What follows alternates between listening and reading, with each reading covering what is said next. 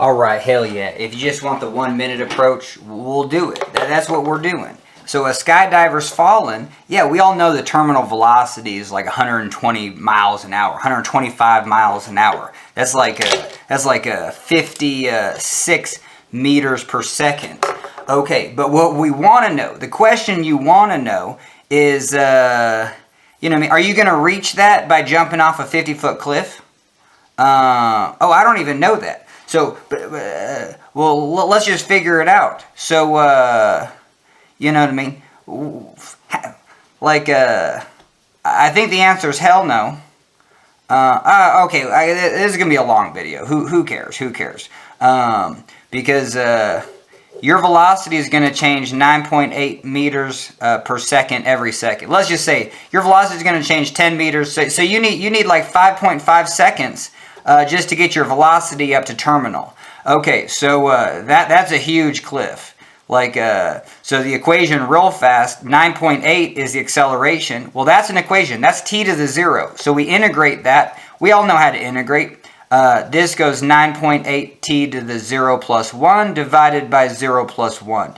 So this will really help your integration skills if you already throw t to the 0. We all know that's 1. No, you don't. But booyah. Now we got velocity. That's 9.8 t. Okay, now we got t to the 1. Sweet. Velocity is 9.8 t to the 1. We're going to integrate that. We're going to get position. And we're going to get 9.8 t to the 1 plus 1 divided by 1 plus 1. You know what I mean? Plus a constant. But guess what? We're saying we're at the top of the cliff. That's going to be x equals 0. That's 0. We're at the top of the cliff. We haven't jumped up yet. Our velocity is 0. So this plus c goes to 0 too. So it's real nice when you can set up at least your coordinate system and your velocity 0, position 0. So then you don't have this extra c rattling around. You know what I mean? Because if there was something extra here, like a 5... Like, let's say your velocity was 5 miles an hour, you know what I mean? Your friend just gives you a big old push, you know what I mean? And you're going 5 meters per second, you're going 10 miles per hour. You know, just right off the get-go. Your friend pushes you off the cliff, what an idiot. But anyway, to get position, hell yeah, you got to actually integrate that. So it would be 9.8 t to the 1 plus 1 divided by 1 plus 1 plus, hell yeah, 5... this is t to the 0 again, 5 t to the 0. So it would be 5t to the 0 plus 1 divided by 0 plus 1. So that's just 5t. So you get 9.8 t to the t squared divided by 2. Well, what the hell is this? This is a 4.9 t squared. Okay, because all we wanted to know is we wanted to plug in 5.5 seconds. And if you plug in 5.5 seconds, 5.5 squared, I have no idea what that is. But 25 is pretty close. We got a calculator. Well, just do it in your head too. Times 5. 5 times 5. 125. 125 feet. 125 meters. Times 3. That's like 300 feet. That's 300. That's like 400 feet. Yeah, so yeah. You need a 400-foot cliff. And let's type it in. 4.9. 5.5 squared. Is going to be 148 meters. 148 meters. How do you convert meters to feet? I think it's just like 1609 meters is 5,280 feet. Fair enough. So we're going to divide by 1609 times 5,280. Hell yeah, we get 486 meters. Like I said, whoa, no, we were up. We were like 500 feet. Yeah, holy Toledo. You know what I mean? Basically, you'd have to have a 500-foot cliff but 500 feet, that's decent. Because in West Virginia, they jump off the Fayetteville Bridge. It's hella, and it's like an arch. You know, it's an arch. It's like the most freestanding arch. It's not like that. It's a freestanding arch, and it might be 500 feet. Don't quote me, but it's probably pretty damn close to 500. You might hit terminal velocity if your chute don't open. 120 miles an hour just right into that river. Okay, but now, did that answer our question? Not really, because we want to know, you know what I mean? We want to know, hey, I'm jumping off a 55-foot cliff, you know what I mean? A 60-foot cliff. Some people will brag and be like, hell yeah, I jumped off a 60-foot cliff. And it's like, no, you didn't. Maybe you did, though. Maybe it was 60, maybe it was 70 feet. Who knows? It slaps your feet. Holy Toledo. But we want to know our speed. And we want to know, well, let's just say it was 70 foot. You know, if your cliff's 70 feet, you just go back to your position. Yeah, You know, oh, this is interesting. I'm sorry it's so tiny. I really do apologize. But if you want to throw in 75, should we do 75? You know, you're just your tall ass, you know what I mean? You're just your bronze dude that's just like, he might die jumping off this, but he's going to do it. 75 feet.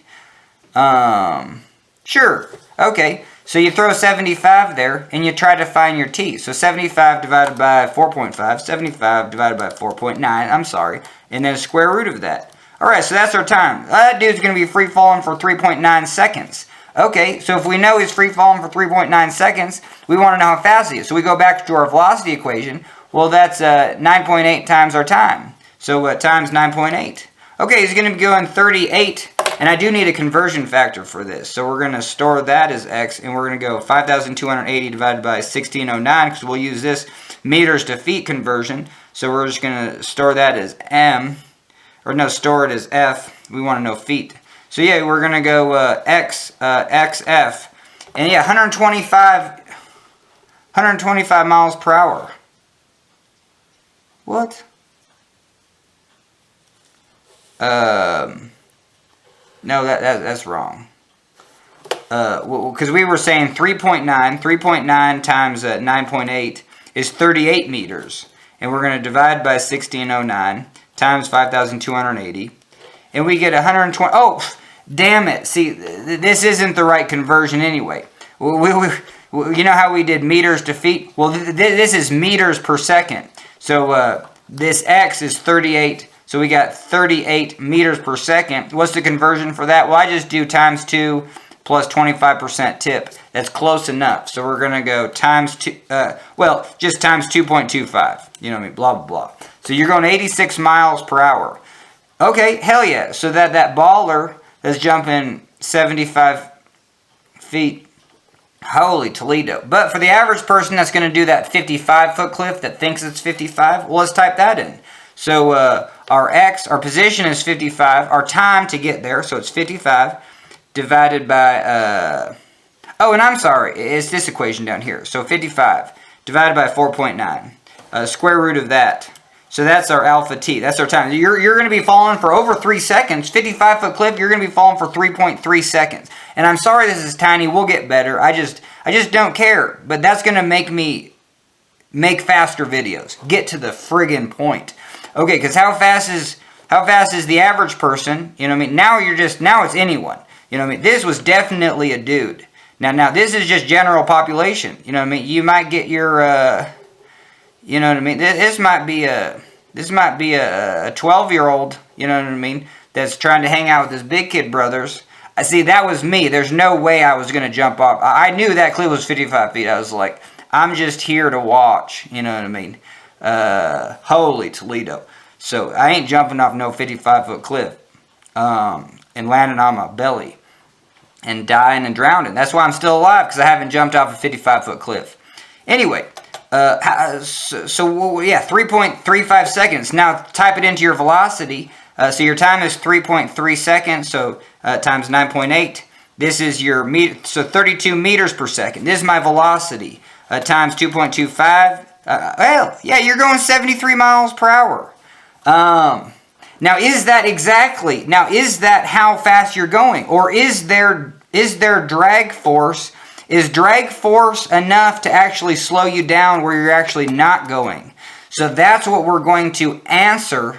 And the cool thing is, and I'm sorry it's just garbage, but actually potentially in the next 5 minutes, we can actually just pop up in Excel. So if you do believe me, you don't have to. But I've just been a fiend for F equals ma. It's if you can detect a force, guess what? You can detect motion. There's going to be motion. Well,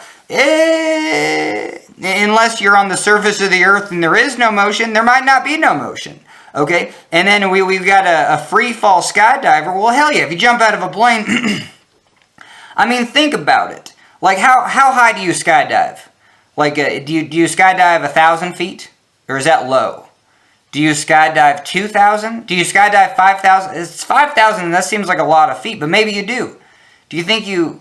Like, how long do you... Well, we can do it. How long do you think you skydive for? Do you think you free fall for about 45 seconds? Or is it just 30?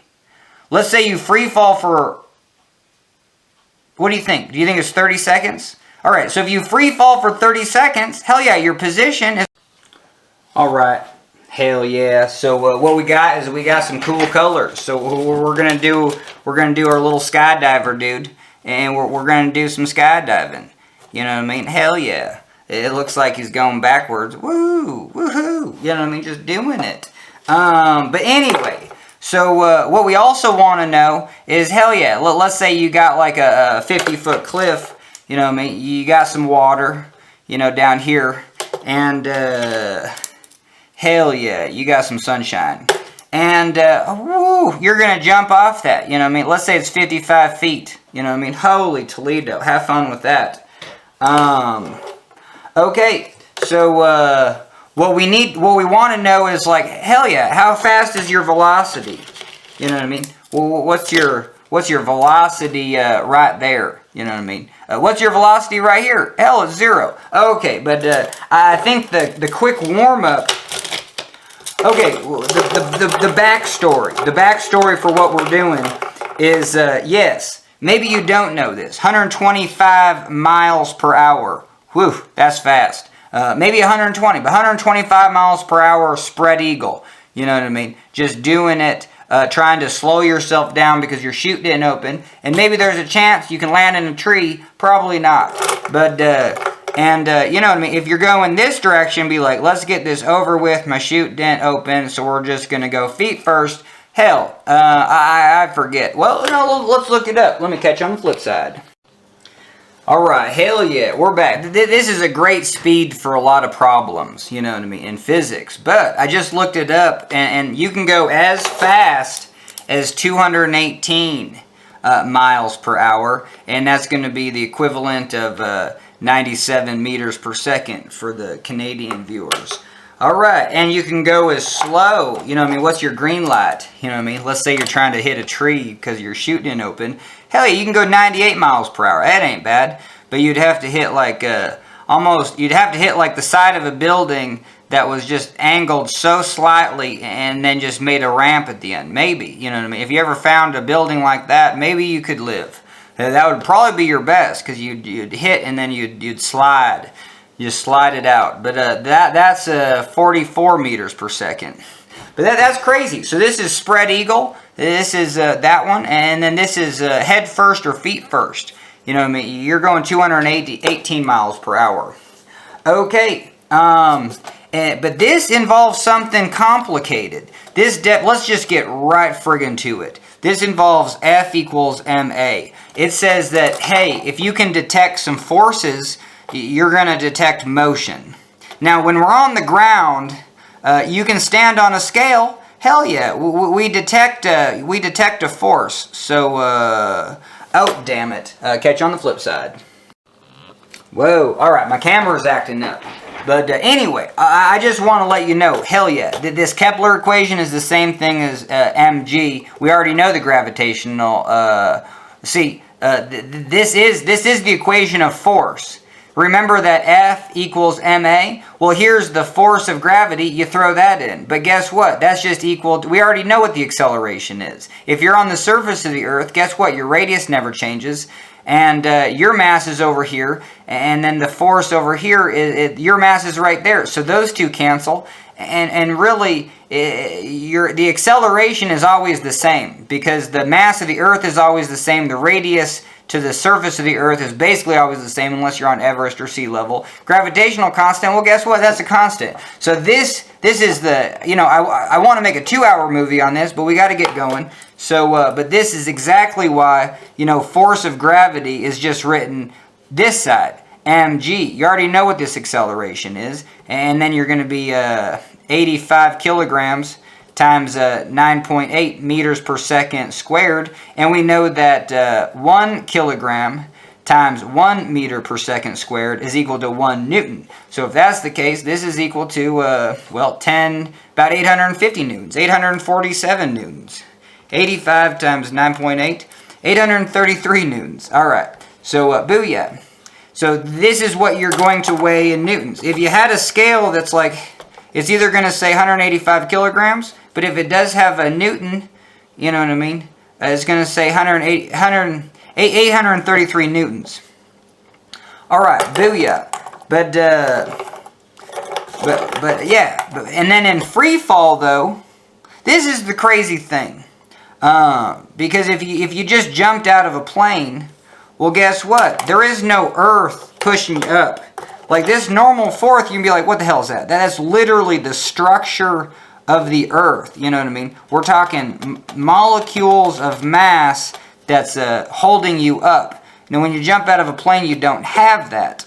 But this one was equal to the force of, well, let's do it in the right colors.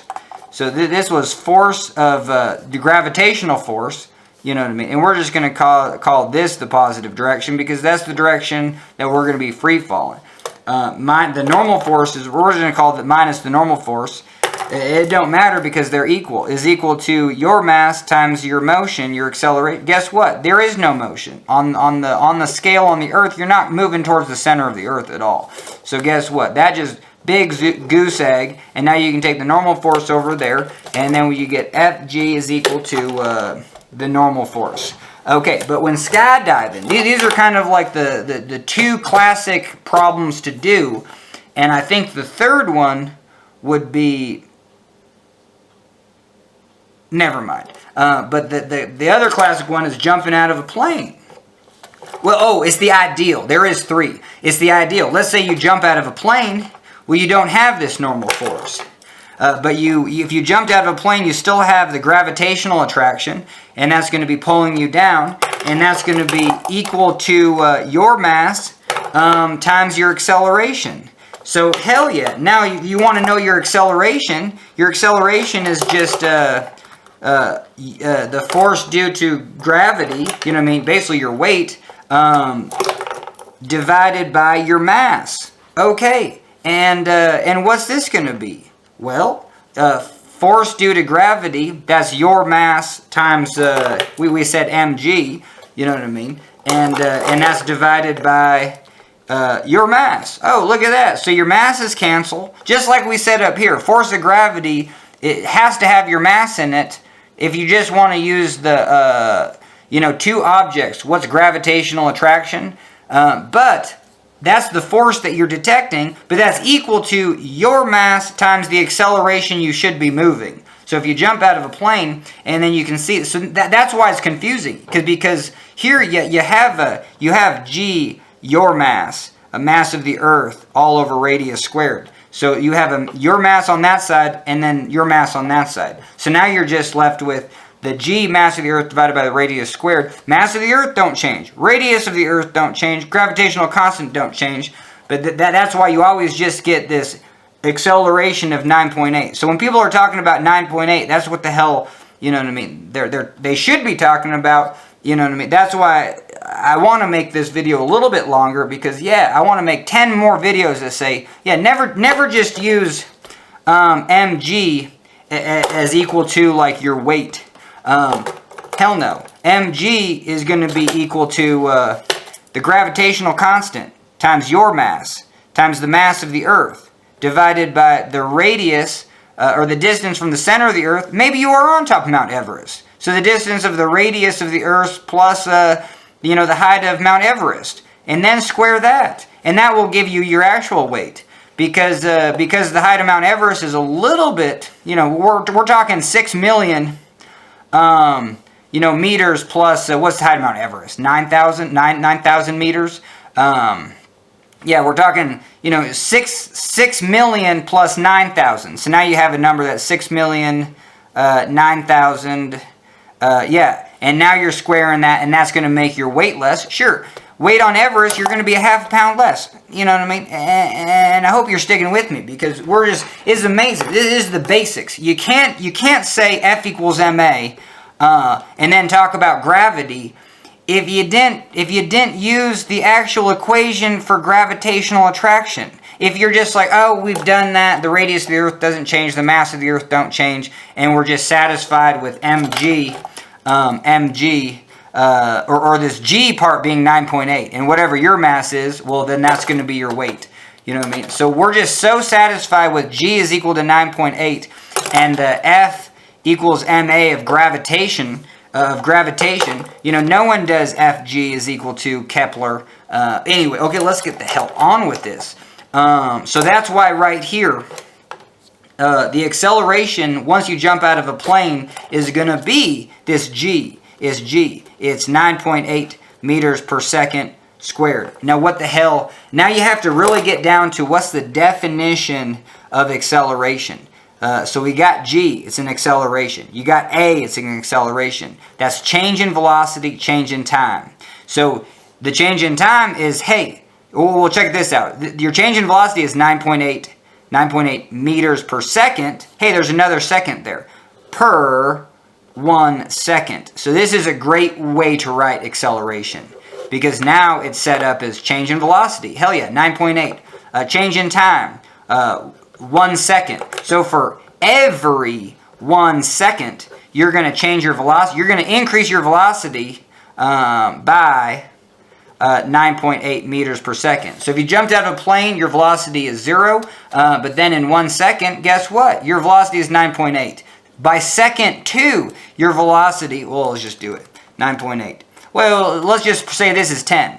So first second, 1, 2, 3, 4, 5, 10 meters. So 20, 30, 40, 50, 60.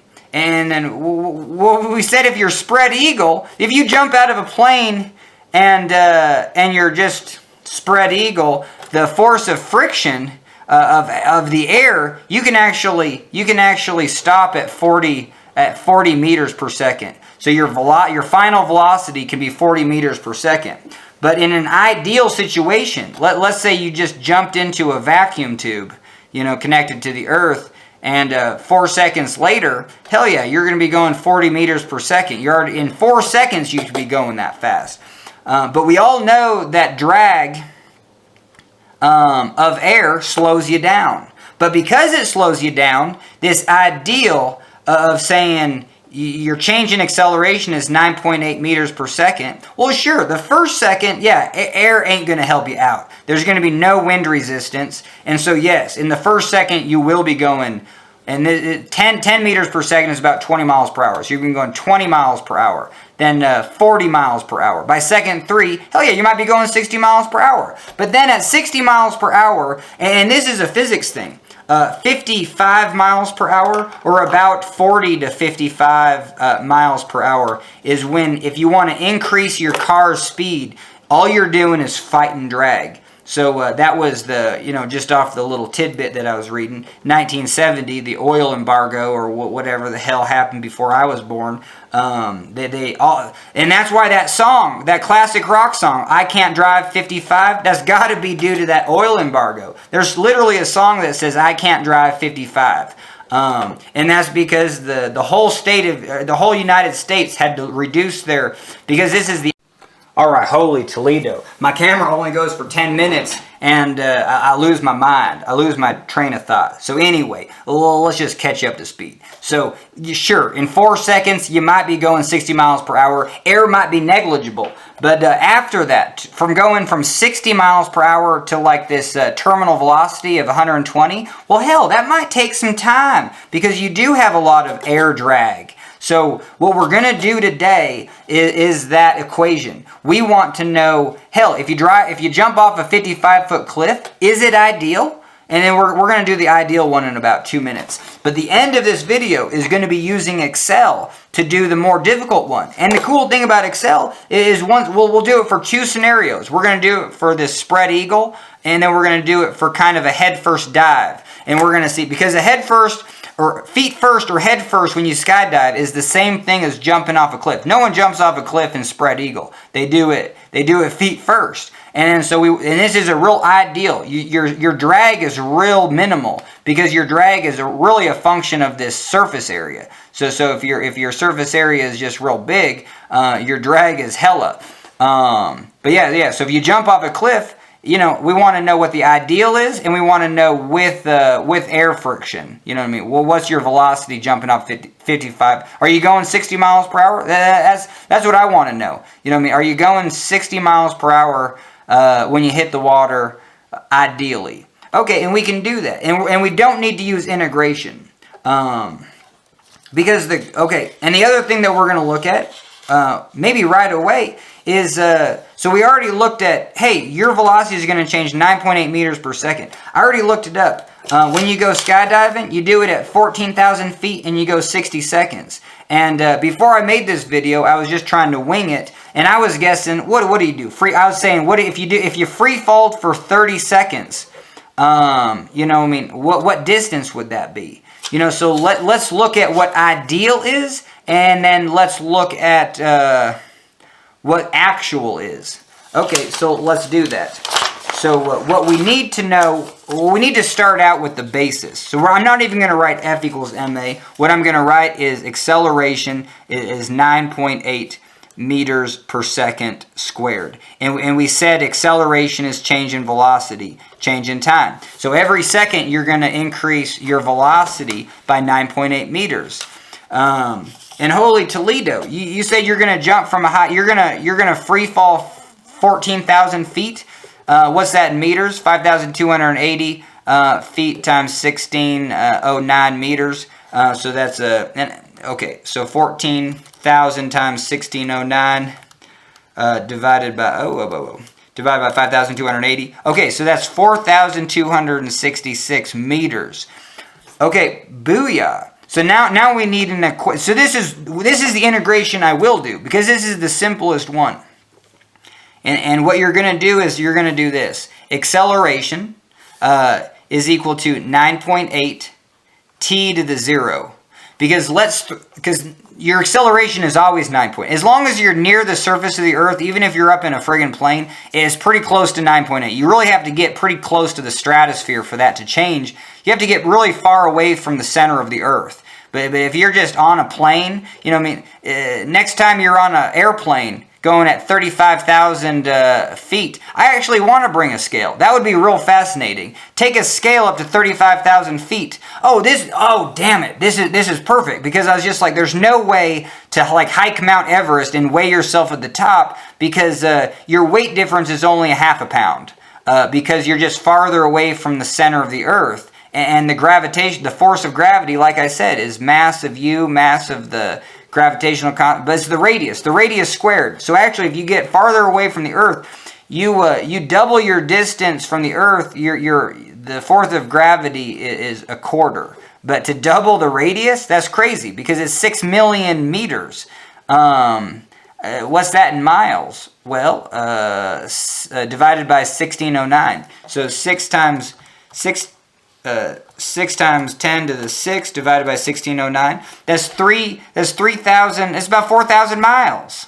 4,000 miles. I don't know what I was getting with that, but that's too many. That's too far away. Yep. And your weight's just gonna go from like 200 pounds to 50 pounds. So you have to get up 4,000 miles just to weigh, that much less. But if you're at sea level, and then that would be the classic. So on the tarmac, just right before you're ready to board a plane, step on a scale, and then hopefully it gets up to 35 really fast, about 30 minutes, and then get out of your seat, step on that same scale at 35,000 feet. Hell yeah, you're going to weigh less. And let's just do that right now, because 35,000 feet, we want to know what that is in meters. So 5,280 feet per 1609 meters. So 35,000 times 1609 divided by 5,280. Hell yeah, that's 10,000. Let's just say 10,000 meters. Okay, so now your radius is not. And I need to get real specific. I'm going to go look up gravitational. I just say it's 6 times 10 to the negative 11, but it's like 6.6. If you do 6.66, like the helter skelter, times 10 to the negative 11, that's a good way to remember gravitational constant, especially for all those. If you're like a flat earther that's right-wing Christian, hell yeah, throw 6.66 at them as the gravitational constant and be like, where do you get that? Okay, so anyway, I'm just making jokes here. But anyway, so yeah, catch on the flip side. We're going to do that one. That's a very interesting one. All right, hell yeah. Now, we actually do have a time crunch, you know what I mean? So we want to bust this out. So what we want to do is the ideal of a skydiver falling. And the best way to do is take acceleration, put t to the 0, turn it into an equation. Because now, you can be anywhere, near the surface of the Earth at any given time. So if you jump out of a plane and 1 second later, this acceleration is still going to be 9.8. T to the 0 essentially means 1. But when we integrate it, we get velocity. And then velocity is going to be 9.8 t to the 0 plus 1 divided by 0 plus 1. That's just common integration plus a constant. But guess what? If you set this position 0, velocity 0 at that point, this is 0. And then the next one will be 0 as well. So now you have your velocity is 9.8 t to the 1. Perfect. And now we can integrate that, get position. And that's going to be 9.8 t to the 1 plus 1 divided by 1 plus 1, which is 4.9 t squared. Plus a constant, but your position is going to be 0 right at the start. Okay, so now we have an equation for our position, we have an equation for our velocity, and we have basically the equation for acceleration. Okay, so now if we jump out at 14,000 feet, at 4,000, and then this is literally, let's say you had a vacuum tube connected to the Earth that was 14,000 feet tall. And it was just a vacuum chamber. And then you jumped in. Like, this is exactly what would happen. Your velocity on impacting the Earth, if you jumped into a vacuum chamber that was 14,000 feet, there's no air molecules trying to slow you down. There is no drag. There is no force of drag, force of friction. There's only the force of gravity. Basically, you're a mass, and the Earth is a huge mass. And then the radius, you know what I mean? G, mass of you, mass of the Earth, radius squared. That's the force of gravity that's pulling you down. So if you did in a vacuum chamber, well, your position is going to be 4,266 meters on this side equals to 4.9 t squared. So we can solve for the time you're going to hit. This is cool because you're going to go hella fast. So, but the time that you're going to hit, well, that's going to be 4,266 meters divided by 4.9 square root of that. So let's just do it. 4,266 divided by 4.9 square root of that. Check it out. In 29.5 seconds. That's why I was just like, hell, free falling. You know what I mean? I was just like, do you get 30 seconds of free fall? It seemed like you got more, but my initial guess was 30 seconds of free fall. And guess what? You actually get 60. This gives us the ideal. At 14,000 feet in a vacuum chamber, you're only going to get 30 seconds and no time to pull a chute. And then the velocity, I think, is going to be outlandishly crazy in a vacuum chamber. But when you're skydiving, you hit terminal velocity, so you get an extra 30 seconds. You get twice as long. All right, let's throw... so here's our velocity equation. So we got velocity is 9.8, and our time is 29.5 seconds. All right, so we'll store that as t times 9.8. Hell yeah. So now our velocity is 289 meters per second. And then times by 2.25, times by 2.25, you're going 650 miles per hour. So you're going, I guess not the speed of sound. What's the speed of sound? 700 miles an hour?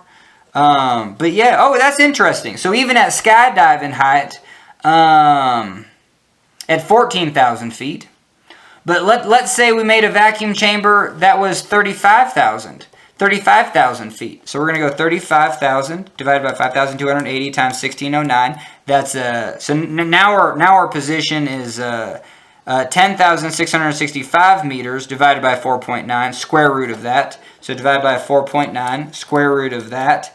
Oh, damn it. 10,665 divided by 4.9 square root of second answer. Okay, so now our position is oh, no. Our time is going to be 46.7 seconds. stored as alpha t. So you put time in here, so times 9.8. Hell, now you get a velocity times 2.25. Yeah, if you jumped out of an airplane and dropped into a vacuum chamber, you'd be going 1,028 miles per hour. So that's ideal. Like, it can't get any better than that. So if you did make a vacuum chamber, you know what I mean? There's no other force. And what's a force? Well, back to F equals ma. If there's a force of you on gravity, all that means is that you have a mass and you're going to accelerate. And so if you can identify that there's a force of gravity, you have a mass, so force of gravity divided by m, hell yeah, you're going to change your velocity. You're going to keep changing your velocity until another force acts on you, hell yeah, running into the earth. Okay, so here's ideal. But that's the cool thing about ideal. It doesn't get any better than this, but it doesn't get any worse. You can't go faster than this in the most ideal. So if you're trying to drop something and have it go 1,000 miles an hour, good friggin' luck. Your best bet would be to shoot something down, but the second it leaves that, the second it's just in free fall, there's no way. Terminal velocity will take any object and slow it down hella. So unless you got a gun pointed, you know, from an airplane pointing down, the fastest that bullet's going to go is the second it leaves the chamber. It ain't going to go... Oh, that is a good question, actually. So if you... I bet you it'll go a little bit faster. So the second a bullet leaves its chamber, it's hitting the air. But it also, for a split second, before it hits the air, this bullet does have weight due to massive gravity. But I think the frictional forces, because of the speed, are just overwhelming. So the second that bullet leaves the gun, the explosion part of the travel of the gun, it's just going to be hella slowed down. Okay. Alright, so we're trying to get on with it. So we did the ideal. But now we see that the actual time that you're going to free fall is 60 seconds. Oh, the other thing that we want to know is we want to know a 55-foot cliff. So 55 divided by 5,280 times 1609, that's going to be 16.76 meters. Same thing. So we're going to take that divided by 4.9, square root of that answer. So yeah, your time is going to be 1.8 seconds, a 55-foot cliff. And we're just going to do that one for today. You could do a 75 if you're getting gung-ho jumping off cliffs. That's crazy. But the 55-foot cliff, that's kind of the average. Hell, that's pretty tall. How fast you're going to go? 9.8 times 1.8. You know what I mean? Times 9.8. You're going to go 18, times 2.25. You're going to be going 40 miles per hour. All right, fair enough. So this is ideal. This is ideal. And we're going to see in Excel how much wind resistance actually going to be on you. Because when you fall, you're going to be feet first. Okay, so actually, I guess before we take this to Excel, we have to know the force of drag. Force of drag is equal to 1/2, equal to a coefficient, equal to density of air, times the surface area of the person falling, times the velocity squared. Okay, cool. So when you're falling feet first like this is just 0.7, your coefficient. So your force gets reduced because if you're spread eagle, then it's 1.0. So this is would be a little, your drag force is a little higher. Okay, density of water is always just 1.2 kilograms per meter cubed. Keep everything in meters, keep everything in kilograms. The surface area of a person is going to be 0.18 meters from the book, you know what I mean, or 0.7 meters squared if you're if you're starfished, or this is head first. Okay, and then anything else? So we got C head first, C starfished, A head first, A starfished. And then the velocity, well, we don't know that. And then velocity initial is 0. The second you jump out of a plane, you don't have a velocity. So what you would do is you would So F equals ma. We're going to find the forces. Well, hell yeah, you got gravity. So you got Fg pulling you in the positive direction, because we want velocity is this direction. This is positive, down. You're going to jump out of the friggin' plane. This is position 0. This is position is equal to 4,000 meters. That 14,000 feet. Okay, so you're going to have gravity pulling you down. But now you're going to minus force of drag. And then what's that going to be on? Well, your mass, again, times, and then the acceleration. So if you want to know your acceleration, well, it's going to be force of gravity minus the force of drag divided by your mass. And what is acceleration? Well, it's going to be change in velocity. And that's over change in time. So guess what? When your velocity is 0, this drag force is 0.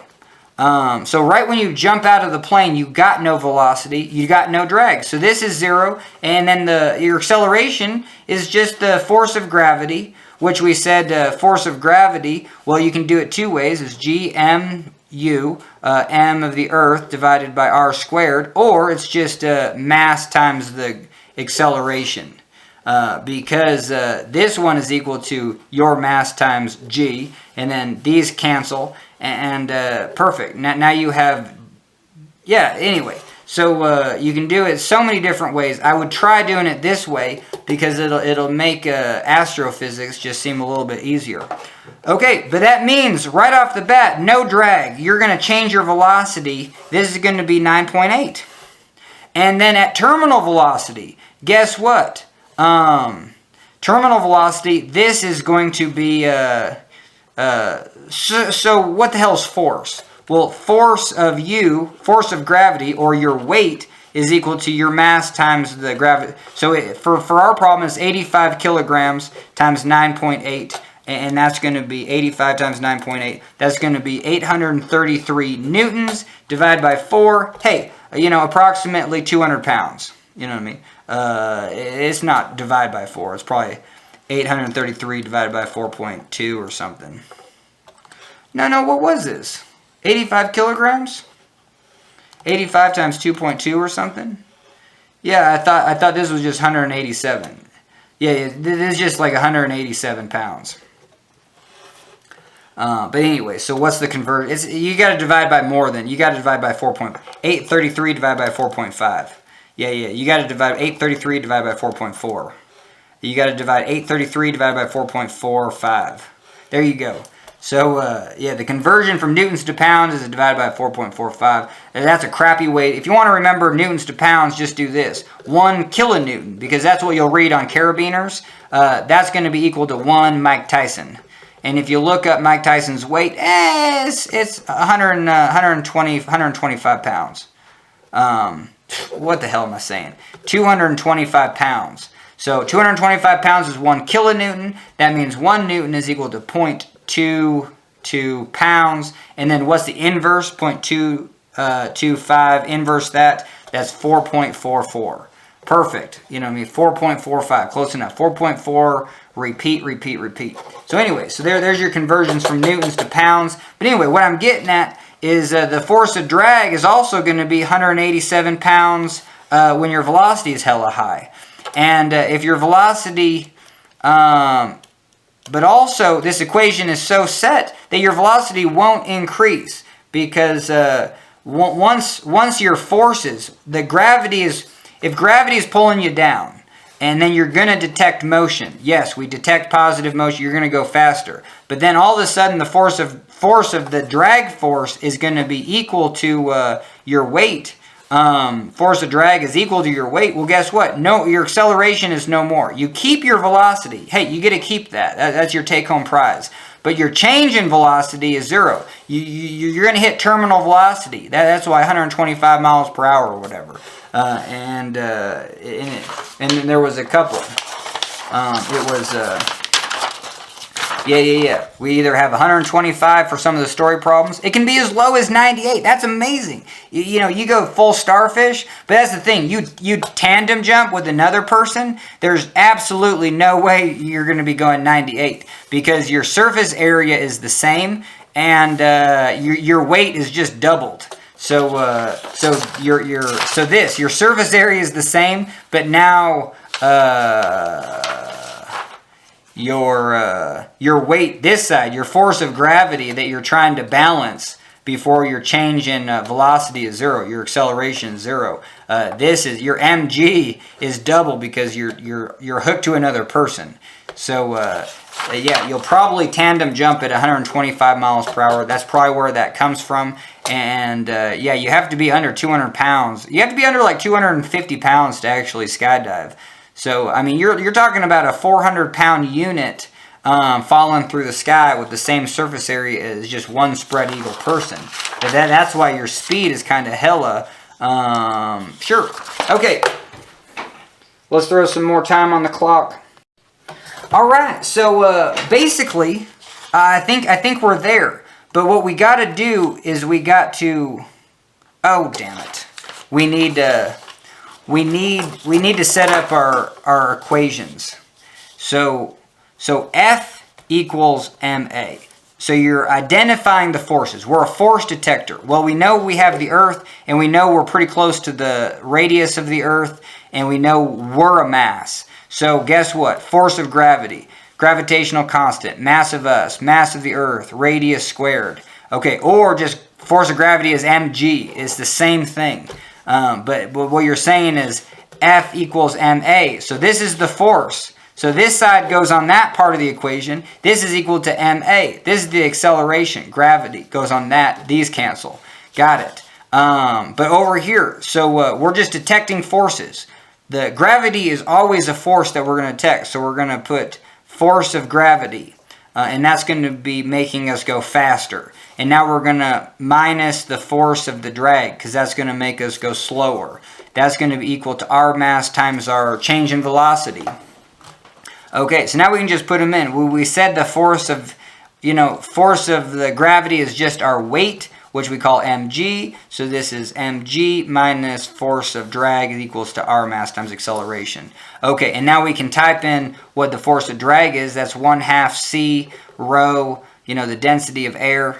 Well, did we do that? Yeah, density of air, 1 point. And then the area of our, our what we look like through the air, whether it's we're going head first or feet first, and then velocity squared. Okay, let's write that in. mg minus, and it's, 1/2 c rho av squared is equal to mass times acceleration. Now, what we want to do is put something in Excel. Like this, what's going to happen is you're going to want to solve for acceleration. Let's do that. So acceleration, that's easy. So it's going to be mg minus 1/2 c rho a v squared. And did I get that right? I'm hoping I'm not missing no terms here. But now we're just going to divide by the mass. Okay, perfect. We got acceleration. And it's just good to know that's change in velocity, change in time. Okay, now let's solve this for velocity. So velocity, well, let's get this over here and then put this over there. So you're going to have and then I don't know if you can see it, but I can. mg minus ma is equal to what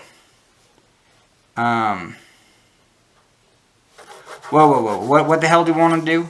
Well, we want to take we want to go mg minus ma is equal to 1/2 c rho av squared. And now we want to take, we want to isolate velocity. We want to switch this around. Let's just do that. 1/2 c rho av squared is equal to mg ma. That's the step that math people won't do. They would just write it twice but flip it over. So that's all we did. We just flipped it over. But now we can isolate v. So now we're going to go v squared is equal to mg minus ma divided by, hell yeah, all this crap. 1/2 c rho a. And now to get v, we're just going to take the square root of it. Okay, so now we have an equation for a. We have an equation for b. And then what's our equation for position?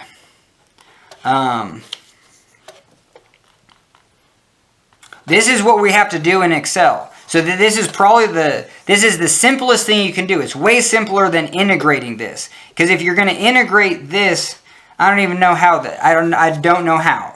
So I'm just going to show you what I do in Excel. Because we know that when you jump out of your plane, your position is 0 meters. Your time is 0 seconds. And your velocity is 0 meters per second.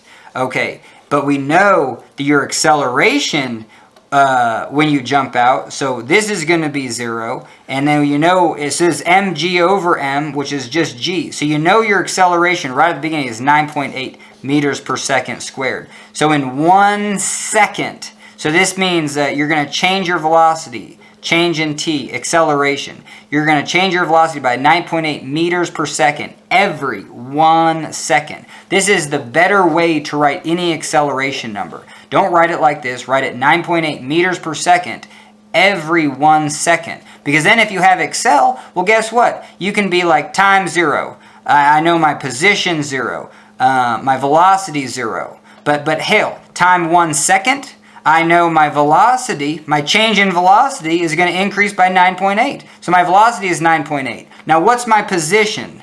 Well, my position, this is interesting. My position is going to be my starting position. Well, I'll just say, this is the easier way to look at this. First, you have to say, all right, you started at 0 miles per hour, or no, 0 meters per second, and now you're 9.8 meters per second in 1 second. What was your average speed? Your average speed is just half of this, so it's 4.9 meters per second, and the time you went was 1 second. So if we go 4.9 meters per second times 1 second, seconds cancel, and we're left with 4.9 meters. So it seems like you're going to go 9.8 meters, but no, this is your max velocity, this is your starting velocity. So your average velocity is what we want. So yes, you're in that, and by second 1, you're going to go 4.9 meters. Perfect. And your velocity is going to be 9.8, and the time is going to be 1 second. And guess what your acceleration is going to be? Your acceleration is going to be different at 1 second, because now you're going to have mg minus 1/2 c rho a, but your velocity now is 9.8 squared. So you're actually going to take your weight minus this component, and then that's all divided by mass. And this is super cool, because you're just like, whoa, wait. Isn't at some point this force going to be so, it's going to get so big over here that we're going to start floating up and then going up? Well, no, because this is your change in velocity. So at some point, this is going to balance out where your weight and the drag force are just going to be equal. And this term will never get bigger than this term. So this term is super 0 right at the beginning, and then it will equal this term once you hit terminal velocity. And it's a log. So if you want to know what a log looks like, it's like this. It's like, let's say, and this is interesting. I like this one. Let's say when you're born, you're this high. And then the average people are this high, from age, like 20 to age 100. They're just all the same height. So what equation actually starts, pretty small and then grows rapidly and then hits a ceiling and does not increase past the ceiling? Well, that's logs. Logs do this. You know what I mean? So we know what x squared does, but now hell yeah, this is what logarithmic functions do. So if this was velocity, hell yeah, the velocity starts at 0, but then at some point at 125 miles per hour, it can't get above that ceiling. So a log function will never get above that ceiling. So that's the cool thing about logs. All right, more time on the clock. All right, so we're basically almost there. So what we want, but we need one more thing. We got to make this real crisp. So we said our position at 1 second, at time is equal to 1 second, is equal to it. Our position should be, whatever our starting position was, plus we had to take the average of these velocities. So you had to take the starting velocity plus this velocity. You had to add them and then divide by 2. So you're taking the average velocity. So the position, and this might be too much, but okay, so let's say you started at 0. Booyah. And now your velocity, we already figured your average velocity is 4.9 and you went 1 second. But now to find position at time 2, you have to start at 4.9. Oh man, I'm losing so much footage. But this is good because I'll have to explain it twice, you know what I mean? But no, we'll move on because I already got it written out. So we found that second position. So yeah, we found that our acceleration, you know, was 9.8. So at 1 second, we're going to change our velocity by 9.8. So our velocity is going to be 9.8. And so now we want to know everything at 2 seconds. So, well, we want to find the acceleration. So we know our velocity at 1 second is 9.8. So let's throw that in. Whoa, now this is 9.8 squared. So whoa, you're going to take this minus that. So your drag is actually going to increase now. Now, I think we already said that, hell yeah, this only increases to match and equal. You know, you're not going to start floating up after your velocity gets real fast. You're just going to hit this ceiling at 125 miles an hour. But you throw in, so here's your equation for A, and then you throw it in. 85, 9.8, throw all that constant garbage in. You know, it's not, let's go through it. This is just a half, whatever. This is just a coefficient, so it's 0.7 when you're feet first. And then this is 1.2 kilograms per meter cubed. This is the weight of a meter cubed of air. And then this is your surface area. You know, it's just 0.2 meters. And how do you do that? Well, it's 0.2 meters squared. Okay, anyway, we won't even get into that. Holy Toledo. And this is your velocity. Okay, and then divide by your mass. And you get an acceleration 9.7. So it was basically 9.8 minus 9. So now you get a little bit less acceleration. So for your if your velocity at the end of 1 second was 9.8, your velocity at the end of the second, because you're changing your velocity, acceleration is just changing velocity, is going to be 9.8 plus 9.7. And that's going to be that's going to be your velocity over here at the end of time 2. Here's time 1. And so we want to figure out the average velocity right here. So you're going to take 9.8 plus 9.8 plus 9.7. Damn it, 9.8 plus 9.7. That's 19.5. So you're going to take 9.8 plus 19.5 divided by 2. You want the average velocity right here. Because average velocity of 14.7, I think it's divided by 2. It's whoa. 19.5 plus 9.8 is divided by 2. So that's 14.65. So this is the distance that you're going to travel.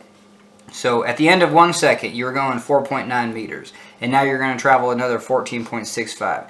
We're going to throw this into an Excel. This wasn't the part that I should have just rushed over, but we got to get on with our day. And these videos have to be less than 2 hours. That's the whole goal, is just to be like, hell yeah, let's just do them real time. But when it comes to teaching, it's just like, whoa. It's just like, you didn't know that the force of gravity was this Kepler's equation. You know what I mean? Everyone just uses mg. So until I get over that, man, we're going to spend 10 minutes just explaining that. But now we're going to put this in Excel.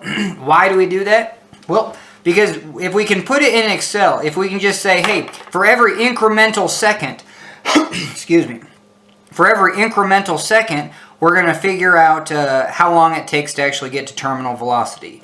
So I know for this equation, we already had it. It was like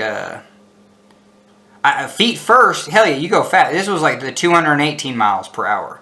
So when do you think velocity is terminal? Because like I said, it's a log scale. You'll never reach in an ideal situation. You'll never reach terminal velocity. So but for our Excel spreadsheet will show you never reaching 218, but you'll get to 217.99999. So we have to be reasonable. So maybe the second you get to 215 miles per hour, we're going to say, hell yeah, terminal velocity, that's the time to terminal velocity. Because that's something we want to know. And we want to know, like, even just given air resistance, like, are you going to reach it in 500 feet?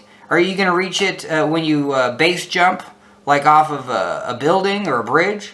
You know, when are you going to hit it? And we can also figure out the exact speed. If you're going to jump off a 55-foot cliff, what is your velocity when you hit the ground? Is it 40 miles per hour? Is it less? Is it more? Anyway, so now we're going to turn this camera off. We're going to go to Zoom, and we're going to do some Excel. And hopefully that goes pretty fast. All right, catch you on the flip side. All right, hell yeah, we got Zoom. Let's open up Excel just so we get right to it. Hell yeah.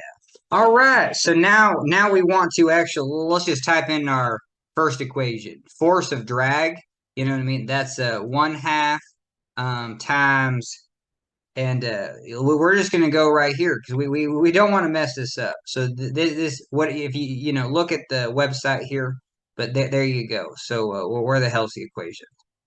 Oh, come on. All right, good enough. There it is. 1/2 C rho A V squared. Okay, well, let's just type it in.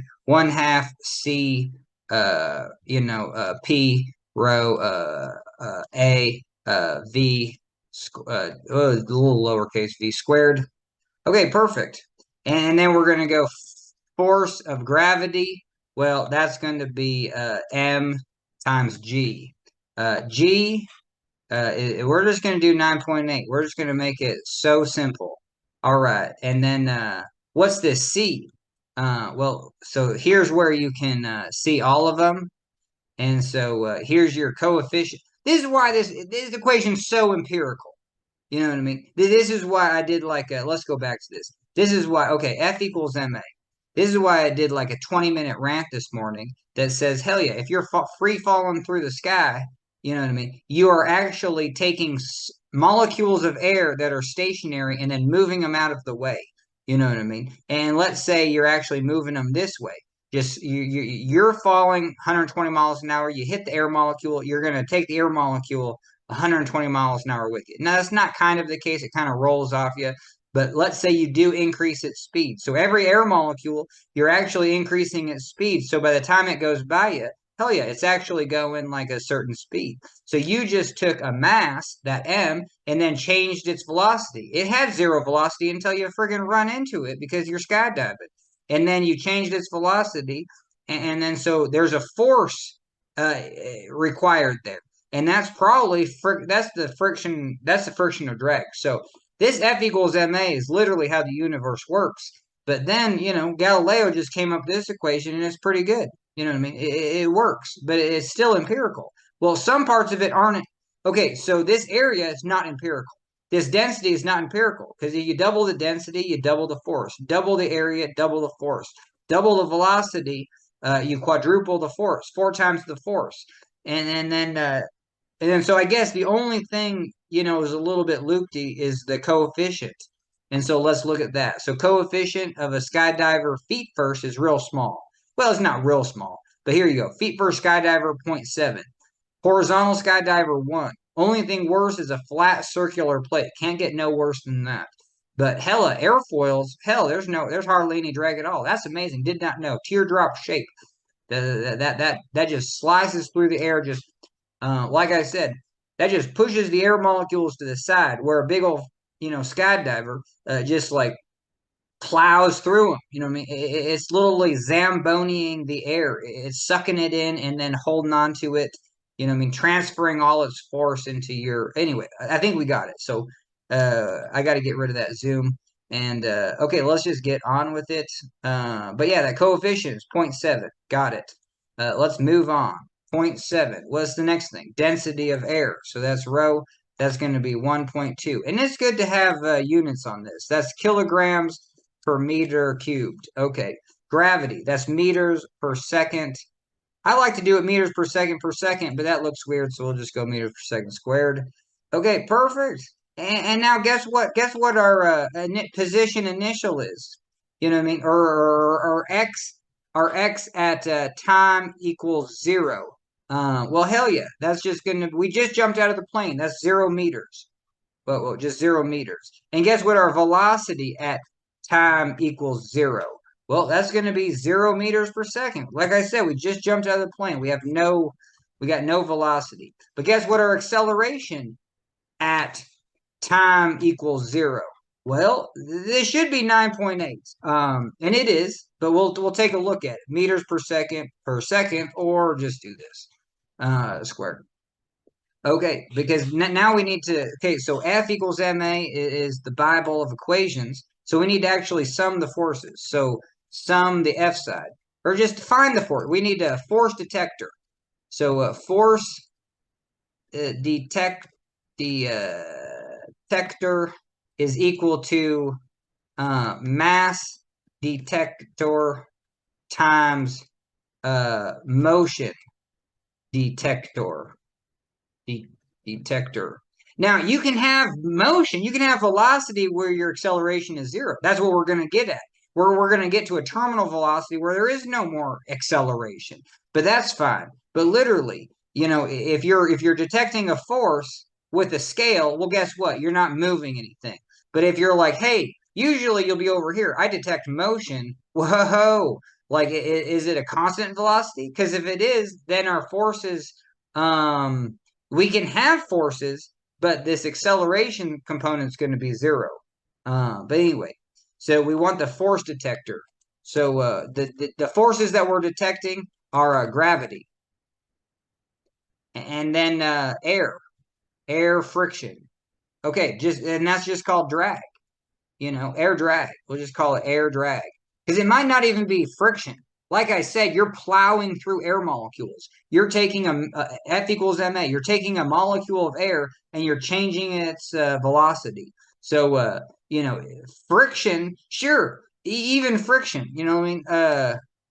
Friction is also taking molecules of air and increasing their temperature. And what does temperature do? Well, it makes them move faster. So that's something that I want to explore further is just like, oh, even friction involves Newton's equation of mass times acceleration. You're taking particles and you're changing their motion, you're changing their velocity, and that equates a force. So even friction could be deduced to F equals ma instead of just these empirical. You're just loaded with empirical equations. You know what I mean?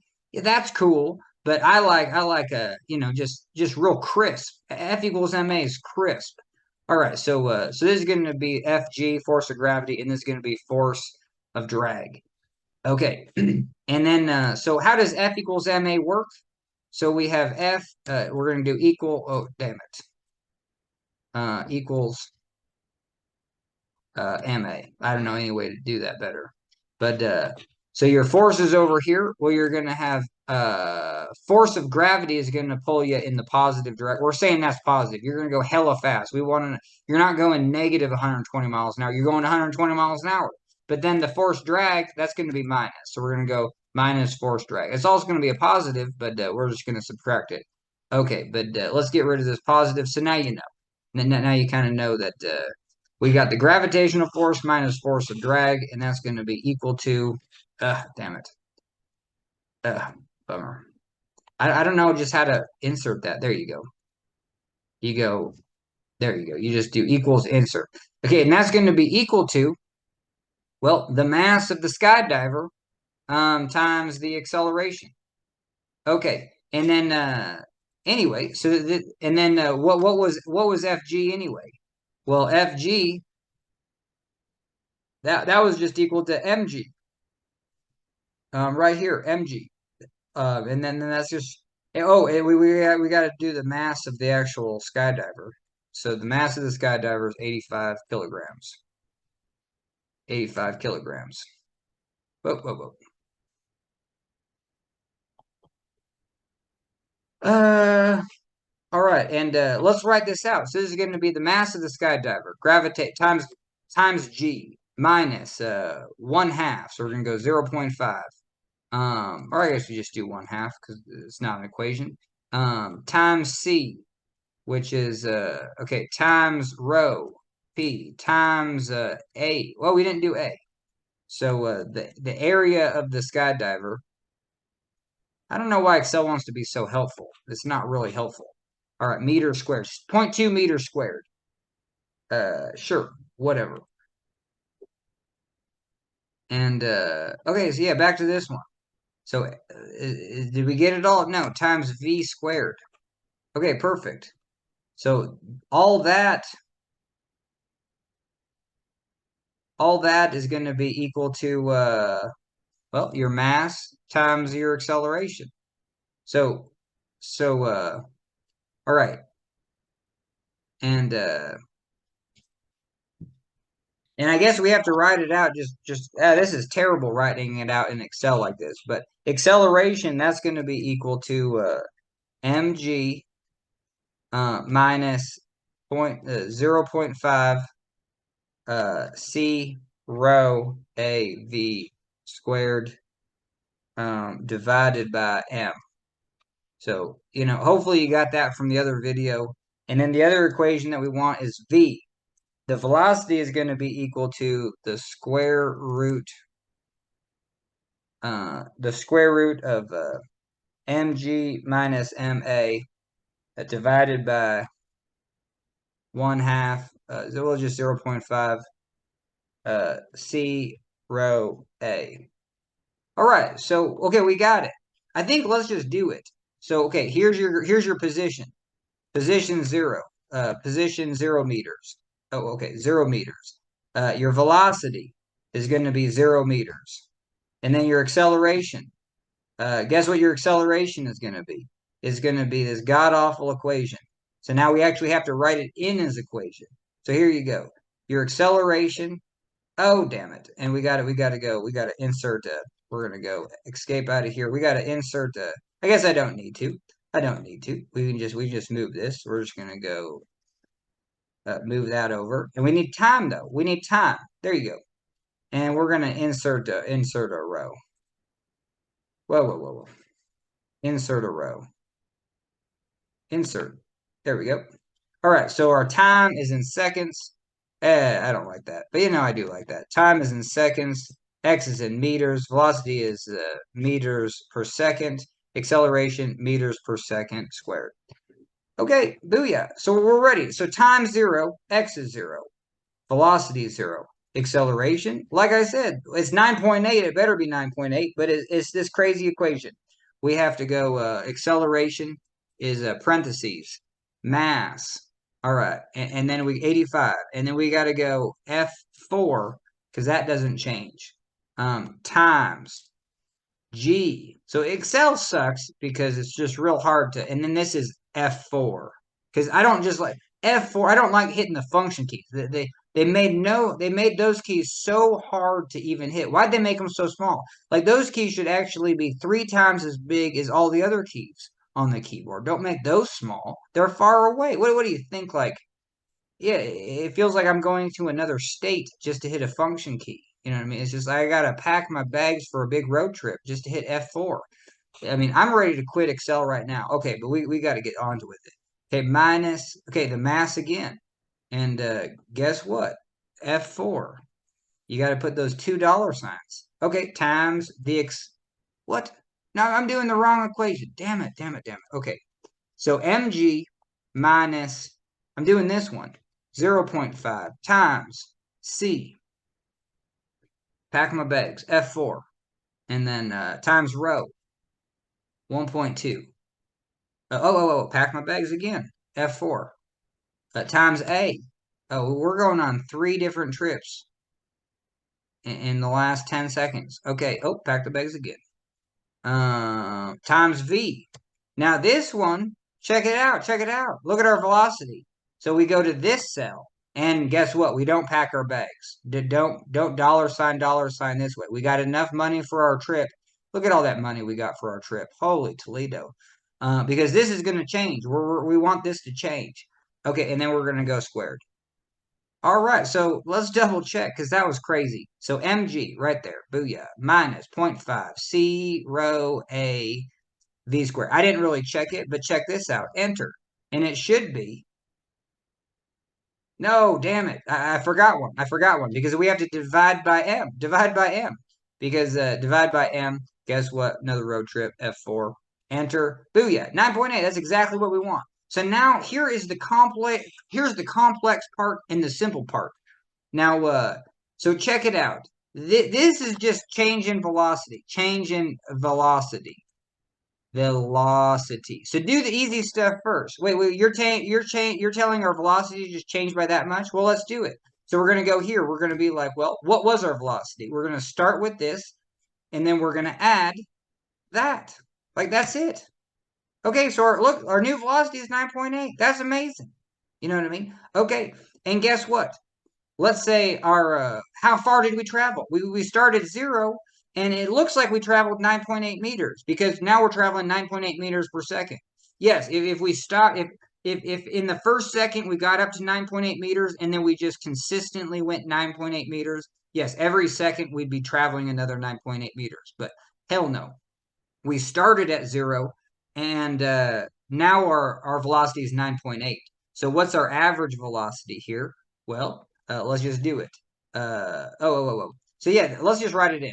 Average velocity is equal to, well, in this case, 0 plus 9.8 divided by 2. This will get us a start. But for the next one, we'll have to do this. Our average velocity is equal to our velocity initial, which is 0, plus velocity adding the velocities, velocity initial plus velocity final, divided by 2. See how these two are going to be the same? So, well, we said our velocity was 0. Okay, so that's just 0. But then we're gonna find the average. So it'll make sense on the next one. So, but right now the velocity average is just half these. So, but we would need position. But let's say we found the velocity average. Let's say we took velocity or the average velocity, and then we multiplied by 1 second. Well, check this out, because the average velocity is going to be in meters per second, and then you're multiplying by 1 second.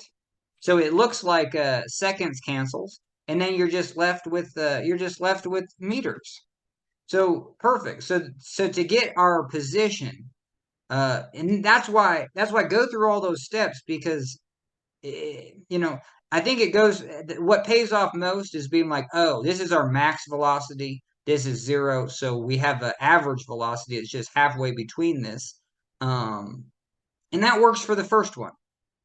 Okay, so but it doesn't work for the second one. So you actually have to say position is going to be, we'll just do the time first. Maybe that'll help. So we're going to go, and what's the time? Whoa. Let's exit out of here. So here's time 1. Okay, but let's say we have time 2. But okay, so here's the potential. So if you're actually going to write this in, your time is going to be, I mean, it's just 1 second. It doesn't really matter, but it's you could just do it this cell minus this cell. So then when you get to the next one, it'll be 2 minus 1, 3 minus 1. It'll always be, you don't even need to add it. But if it makes sense to you, add it, because yes, you have to take meters, you have to take the average velocity in meters per second multiplied by the time interval, at least 1 second, to get the change in distance in 1 meter. Okay, but we're going to take that time, parentheses, and then we're going to multiply it by the initial velocity right here, plus the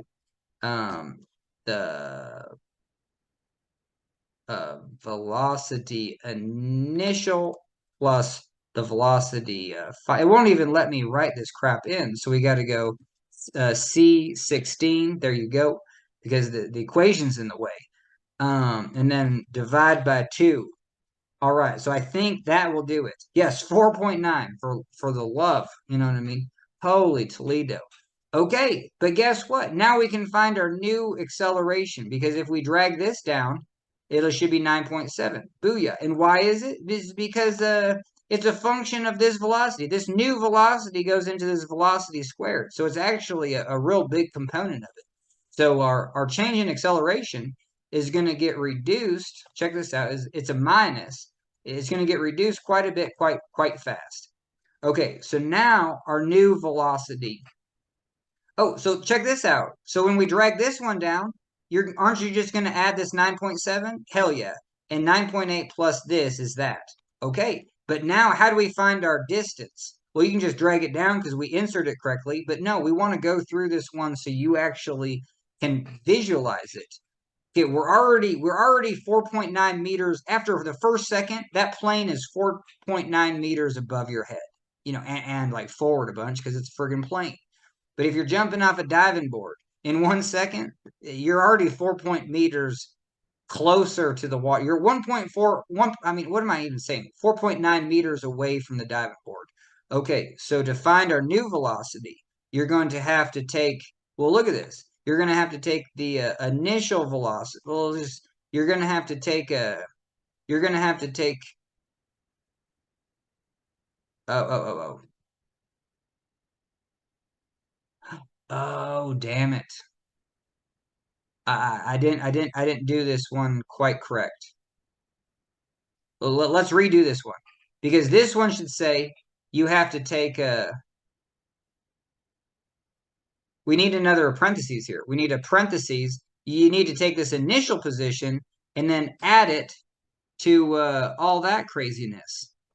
Okay, and then once you do that, oh, no. So let's escape out of that. Holy Toledo. You just have to take, you have to come out here to this whole thing, and then you just have to add the initial position in plus all that stuff we did with the velocity. Oh, damn it.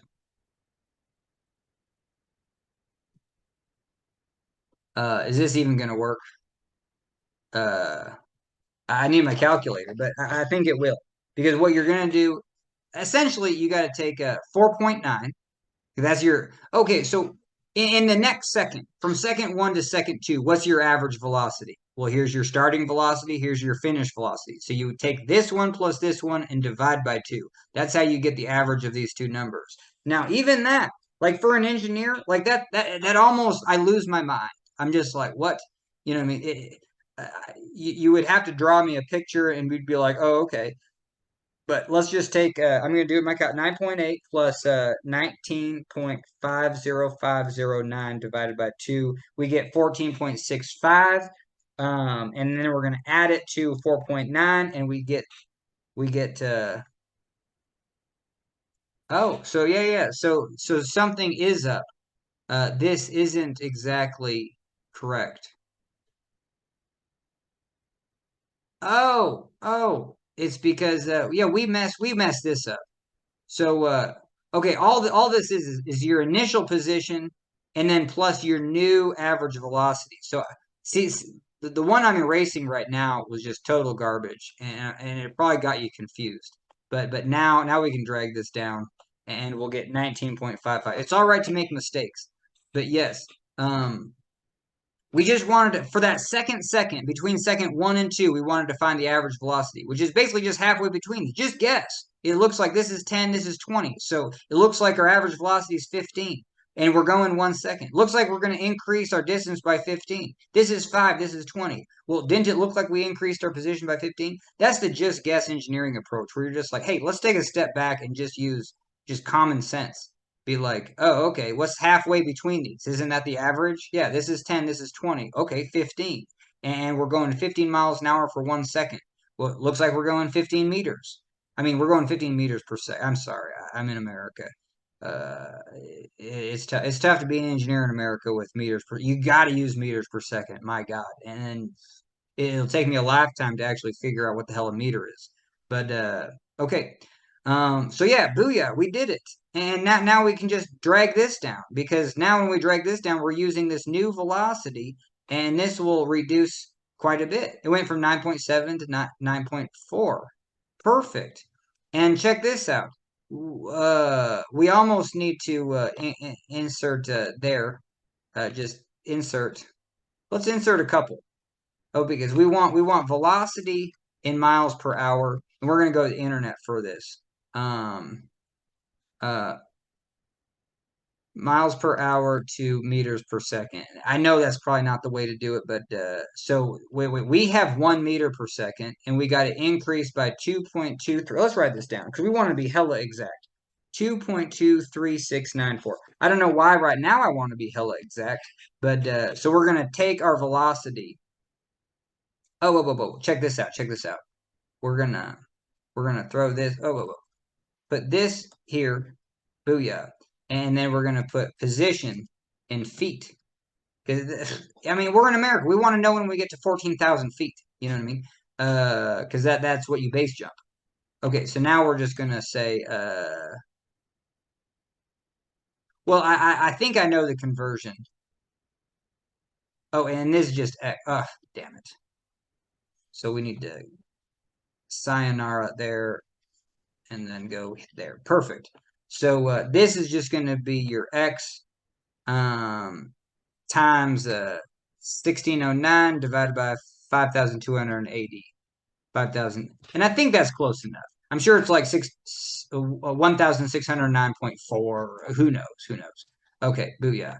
So that means that 4.9 is, wait, 4.9 meters. No, we got to go the other way. I apologize.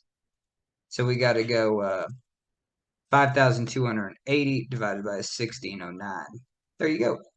Okay, so now we just did a discount double check. Yeah. So 4.9 meters, well, that sounds multiplied by 3 is a little more. That's 16 feet.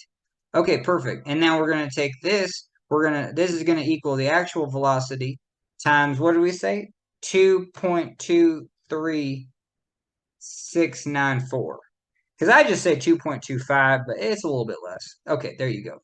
So now our velocity after the first second, well, you're going 21 miles an hour. And that's what we said. You know what I mean? 10 meters per second is just basically 20 miles per hour. So guess what? Guess what our velocity is going to be in the second second? Whoa, 43 miles per hour. You know what I mean? Who would have thought? So 20, 40.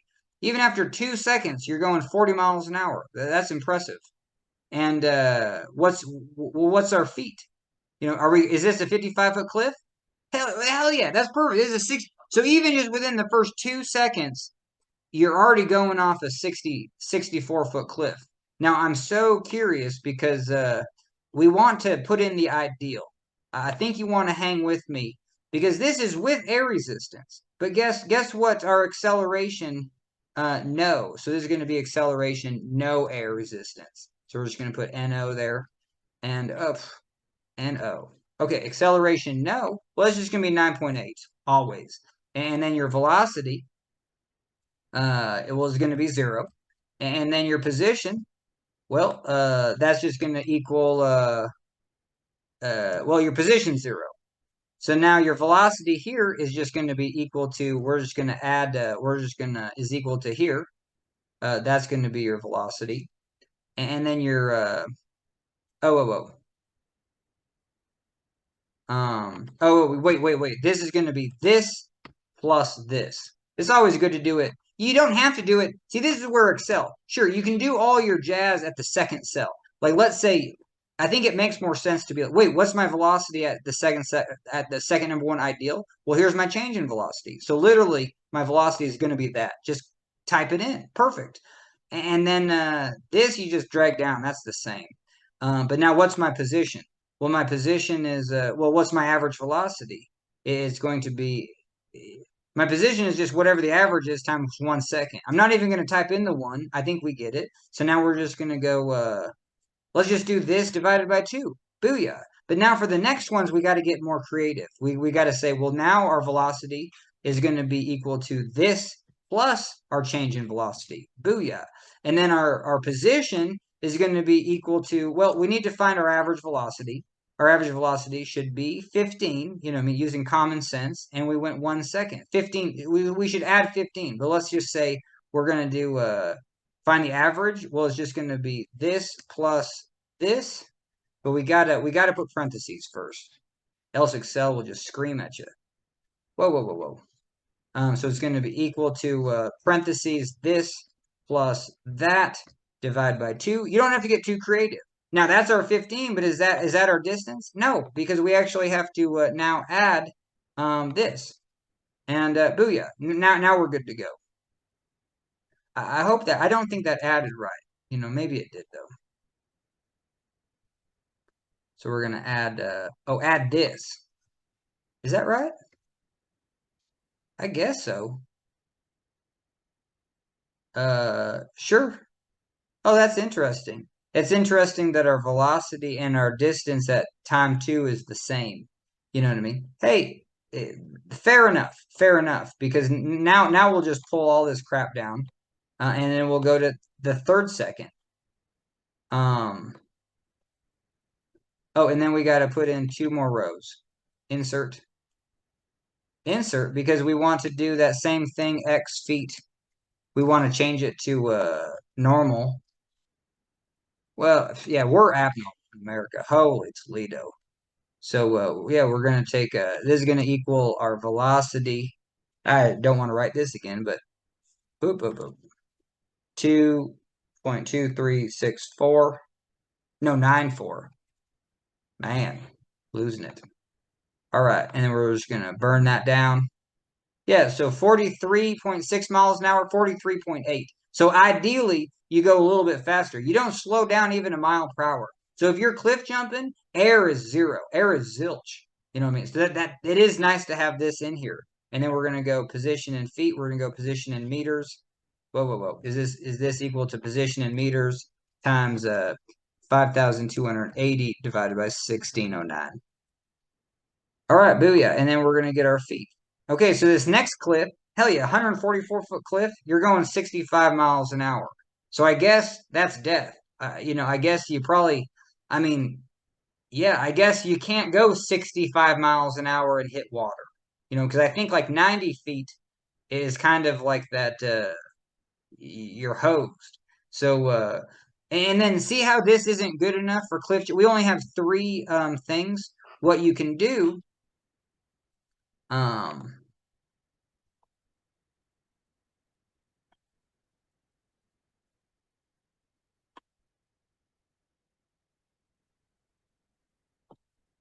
1, 2, 3, 4, 5. 1, 2, 3, 4, 5. We're just going to copy this.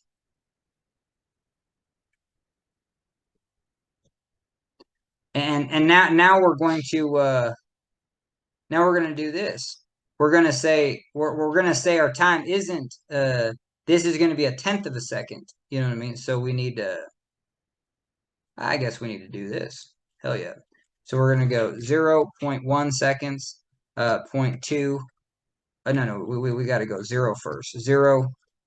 I think this is real critical because you're just like, oh, I don't have to just use a second.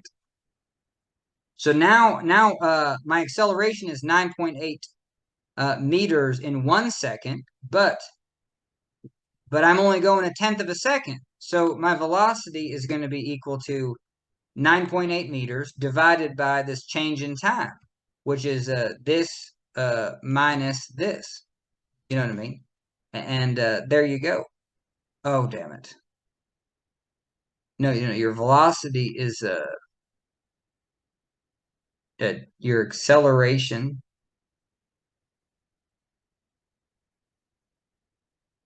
Oh, oh, okay. Oh, your acceleration is 9.8 meters in 1 second. So your acceleration in a tenth of a second is only not your change in velocity is going to be 9.8 meters every second. But what's going to be your change in velocity in a tenth of a second? Well, it's just going to be equal to this times 0.1. Okay, there we go.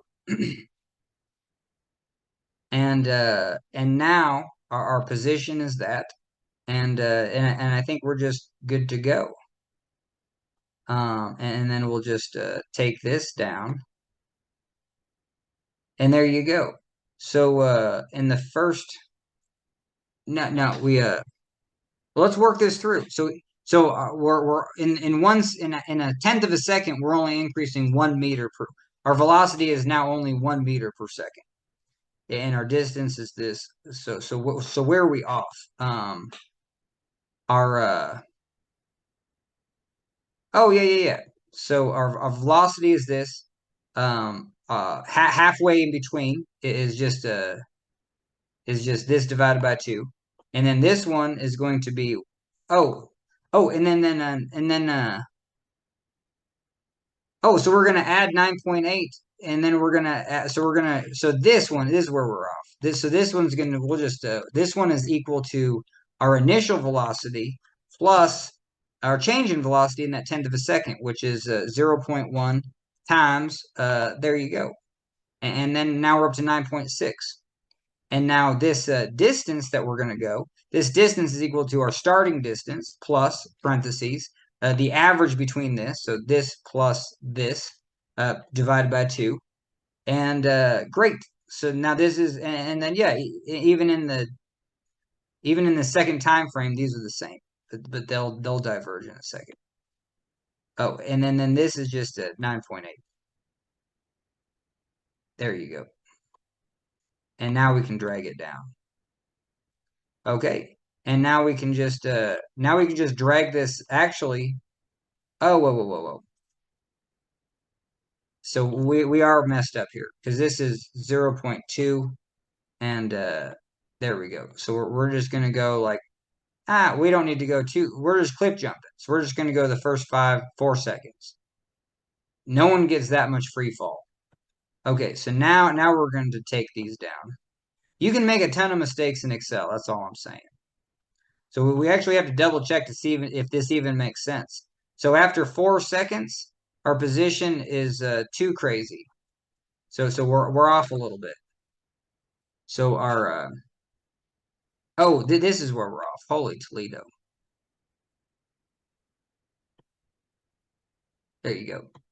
Yeah, so 784 meters is 2,000. No, that don't make no sense. So let's clean that up because here's second 4. So in the ideal second and second 4, we should be 258 feet. So let's see why we're not. Our velocity right here should be 9.8 times 0.1. Perfect. And then our velocity here should be this plus 9 our change in velocity should always be just incremental. And is that the case here? Look at this. Our change in velocity is well, right here. Our change in velocity is 9.8. 9.8 plus 9.8 is 19.6. Plus 9.8 is 29.4. Plus 9.8 is 30. Oh, see, right here, we're all just messed up too. Damn it. It doesn't like dragging those down. It wants to add 1 to that. So okay, so now our feet is 257. But we got to make this add up because that's not 257. Oh, we're off just like a factor of 10. Okay, so that's good to know. So where are we off a factor? So the first second we're at 49. So the first second we're at 4.9. Okay, so let's figure this out. Holy Toledo. And then look at this. By the first second, our velocity is 4.9. So it's this position equation that's just garbage. So right here, well, what should this be? See, this is the deal. Our average velocity is actually 1.96. It's halfway between here. So our average velocity between 1 and 2 is 1.5. But guess what? We're only going 1/10 of a second. So it's 1.5 times a 1/10. So it should actually should only increase our position by 0.15 instead of 1.5. So yeah, we just need to take this and then multiply by 0.1. Okay, booyah. And we did that, and we're going to drag that crap down. And yeah, we were off by a factor of 10. Now we're not. Okay, that's the cool thing about Excel. Just make something small, double check it with other stuff. 257. This was ideal. Oh, and this is going to be slightly different because if you're using integral calculus, you can get exact.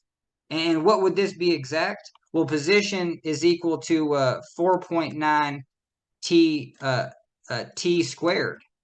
You know what I mean? So if your time is 4, well, that's just t t is equal to 4.9 times 4 squared.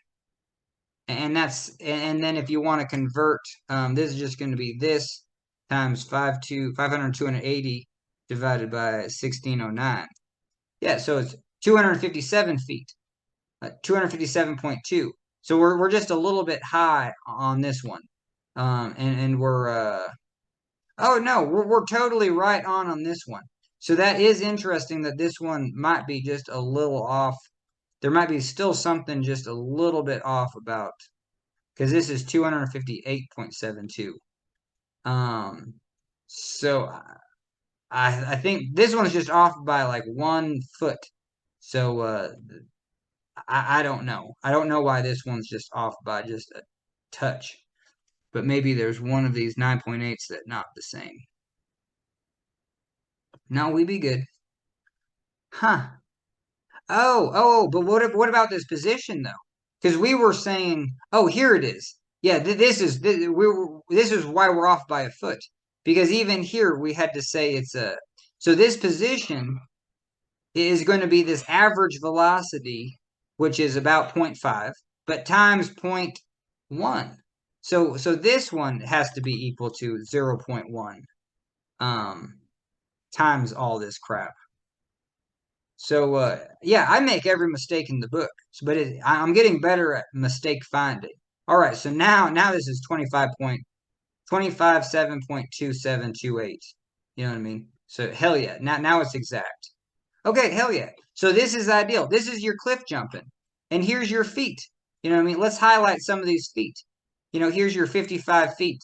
Here's your these two. Let's highlight them. Because here's your 60-foot cliff. You're going to be going 41 miles an hour. That's ideal. Now, well, I don't know. Here's your 60. Yeah, perfect. Here's your 64-foot cliff with wind resistance, and you're going 43 miles an hour. But here you're going 43.8. See, wind resistant ain't doing you a thing. So we answered that. So that's pretty cool. So it took about 2 hours to do this problem. Who knows how long this has taken?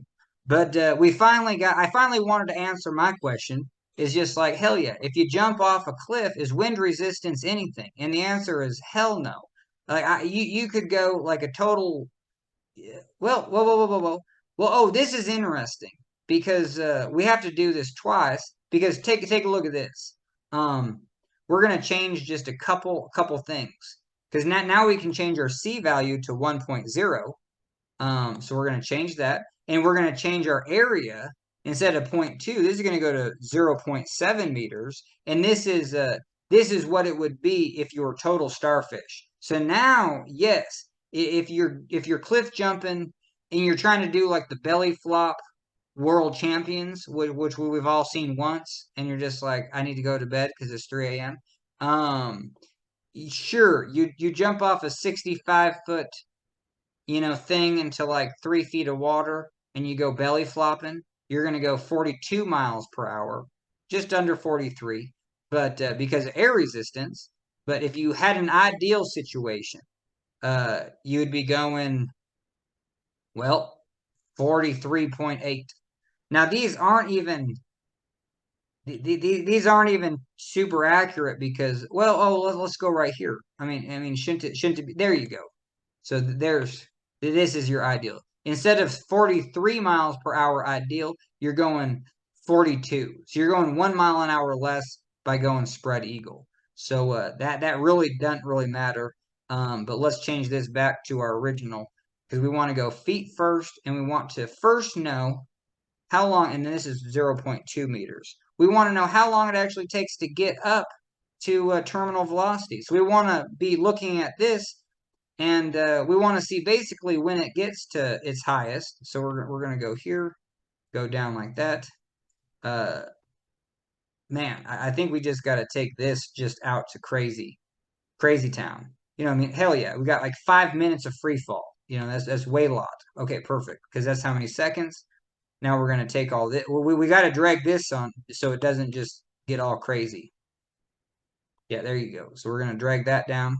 And Excel does have this feature where we'll kind of end right at the little thing, wherever you were.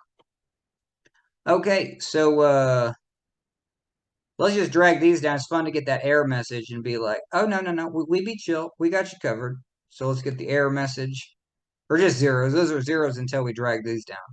All right, so now we did it right. So now this should just drag down and we should just be golden brown. Okay, perfect. So for some reason this is just killing me, Smalls. So our velocity in miles per hour. Oh, that's the ideal though. See, okay, this was ideal. Okay, fair enough. We need to box this up. You know what I mean? Because these are two different things. These are two entirely different, Einstein worlds. One is ideal and the other is how it is, air resistance. So this is the ideal world. And we need to cut this off at some point. So here's x in feet, and we're going to cut it off at 14,000. Unless we can get up to 35,000. Yeah, there you go. Well, let's cut it off at 35,000 because I'm sure someone skydived at 35,000. I don't know. That Red Bull guy went hella. He went way up there, and that was definitely more. And we gotta get rid of these borders and get rid of that fill. Else I'm just gonna lose my mind. Okay, perfect. Wow, I'm A-type today. But yeah, we're gonna make that nice. I mean, take a couple seconds, make it nice. There you go. So everything in the box is ideal. Your miles per hour would be 2,500 miles per hour if you skydive from 35,000 feet. So here's 35,000, but landed like you were in a vacuum. You know what I mean? There was no air resistance. You'd be going 2,005. But here's this. You're going 222 miles per hour. And look, it don't change. You know what I mean? So between 14,000, so get to 14,000 feet. This is where you're going to skydive. So by the time you pull your chute, you're going 222 miles an hour, 0.75. So we should just go, like I said, whenever this is 220, that's basically when you hit terminal velocity. Who cares about the extra 2 miles an hour? So we're going to crank it up here. Okay, booyah, right there. This is where you went 220 miles per hour and you're 5,000 feet. So booyah. So yeah, it takes you about 5,000 feet to go 218. Good enough. 5,000 feet, you'll hit terminal velocity. So we answered our question. It's going to take 5,000 feet basically to hit terminal velocity. Now, what's half that? Well, 100 miles an hour. In the first 5 seconds, you're going to get halfway there. You know what I mean? So between in the first 5 seconds, you're going to get halfway there. So that's good to know. There's another one. There's another one we can and that's going to be a 400-foot. Oh, there you go. And that really answers kind of our last one because we wanted to know people jump off the Fayetteville Bridge. So height of Fayetteville Bridge to river 876 feet. At what height must a skydiver pull a chute? You can pull a chute from 300 feet. And I'm sure you can pull a chute anytime you want. You're not going to get a fine for pulling your chute lower. You're just going to get impacted real hard. Okay, so yeah, 300 feet. So this is 900 feet. So 600 feet. Let's go back to it. So yeah, 600 feet is right there. Yeah, you're gonna free fall for 6 seconds off the Fayetteville Bridge. So you got 6 seconds to get your shit together on Bridge Day and pull your chute, and you're gonna be hitting terminal velocity. No, you're gonna hit half. You're basically gonna go half terminal velocity. So that's pretty sweet. You're gonna get up to 100 miles an hour and then pull your chute. I'm just listening. I don't want to answer the phone, so we're just listening to messages. Okay, but booyah. So we answered all of our questions. But the take-home point is back to here. So here's your equation. Your force of drag. Now, this is just calculus. You started out with initial condition, and you found out an equation. You know what I mean? You could graph this equation of position. Man, can we just do this? Like, this is something I really don't know how to do. But let's go to time, and we'll just go to 14,000 feet. So this is 14,000. Okay, booyah. And we just wanna make a graph. So we're going to insert a table, a graph. There you go. A line graph. A line. There you go. A line graph.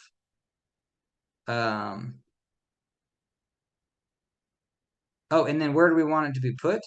I don't know. Just like right, I don't know, just anywhere, right there. Who cares? Okay. No, no, no, no, no. Why doesn't it know what I want it to do? Okay, we need to go back home. Control home.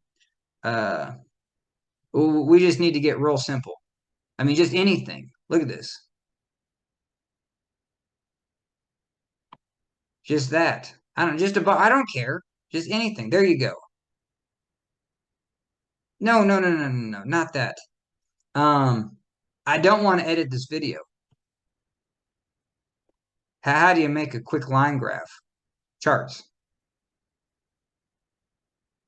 Oh, there you go. Yeah, let's do that. Let's do a scatter chart. Okay, I think we got it. So we're gonna go here, 14,000. This is why I do videos. It's just like I don't want to.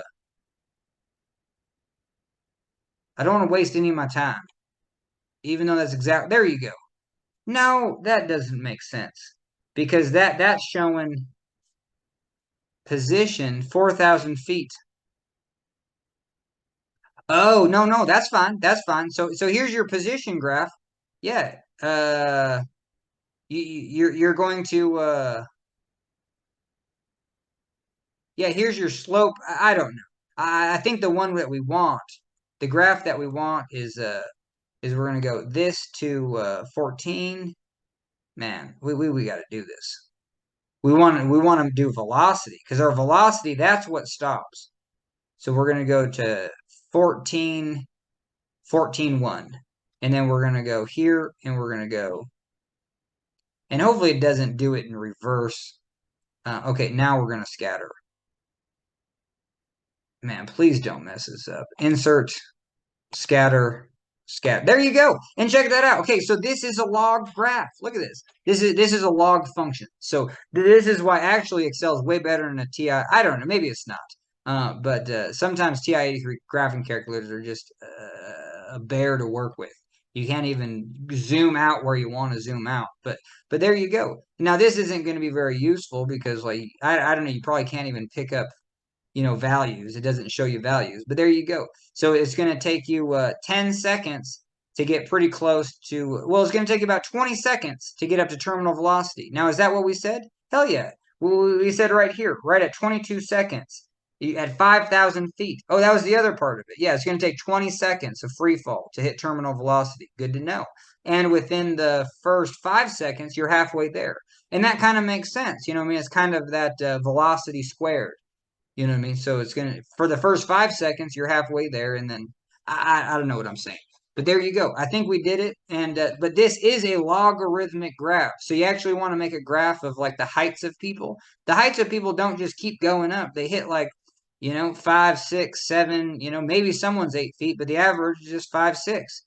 Or the average is between 5 and 6 feet. The average, every human on Earth don't get higher than that. So you need a graph that actually just stops increasing or just increases so slowly that it will never approach 223. Your speed will never get to 223 miles an hour. And let's go back to it. Your speed approaches 222.76 miles per hour, doesn't get to 222.77. You know what I mean? So that's pretty cool. I think we did it. We can end the video here.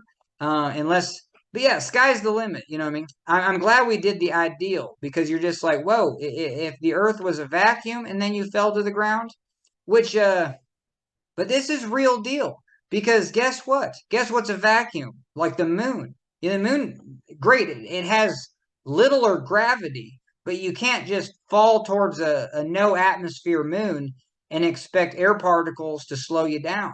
So on the moon, hell yeah, you got to use constant thrusters to keep your speed in check. You can't just hit terminal velocity, on the moon. And I think I'm right about that.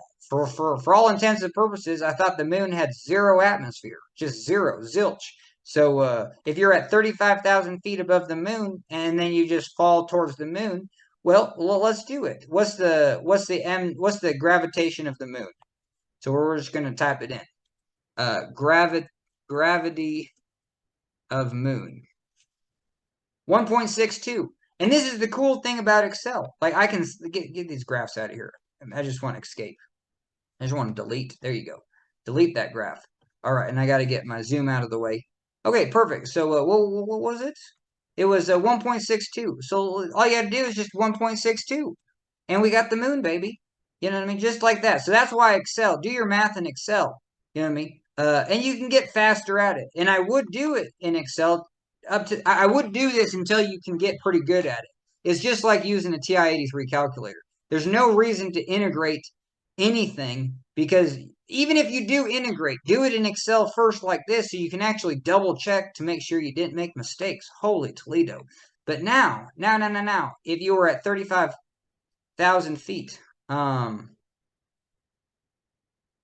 shoot, we got to crank this.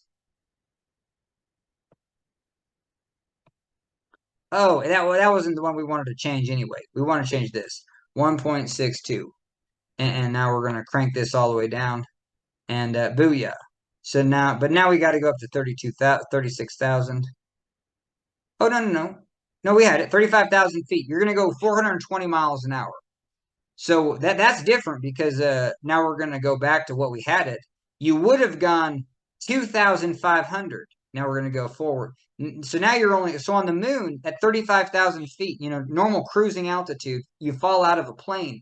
Well, on the Earth, you're only going to go 222 miles an hour. So you might live. So that's the cool thing about air resistance is people have fallen out of stuff. People have hit terminal velocity and lived. There's like 3 great stories, I swear, that I've probably come across. But on the moon, you have no chance. There is no terminal velocity on the moon. And if you're already at an airplane height of 35,000 feet, you're going 420 miles an hour.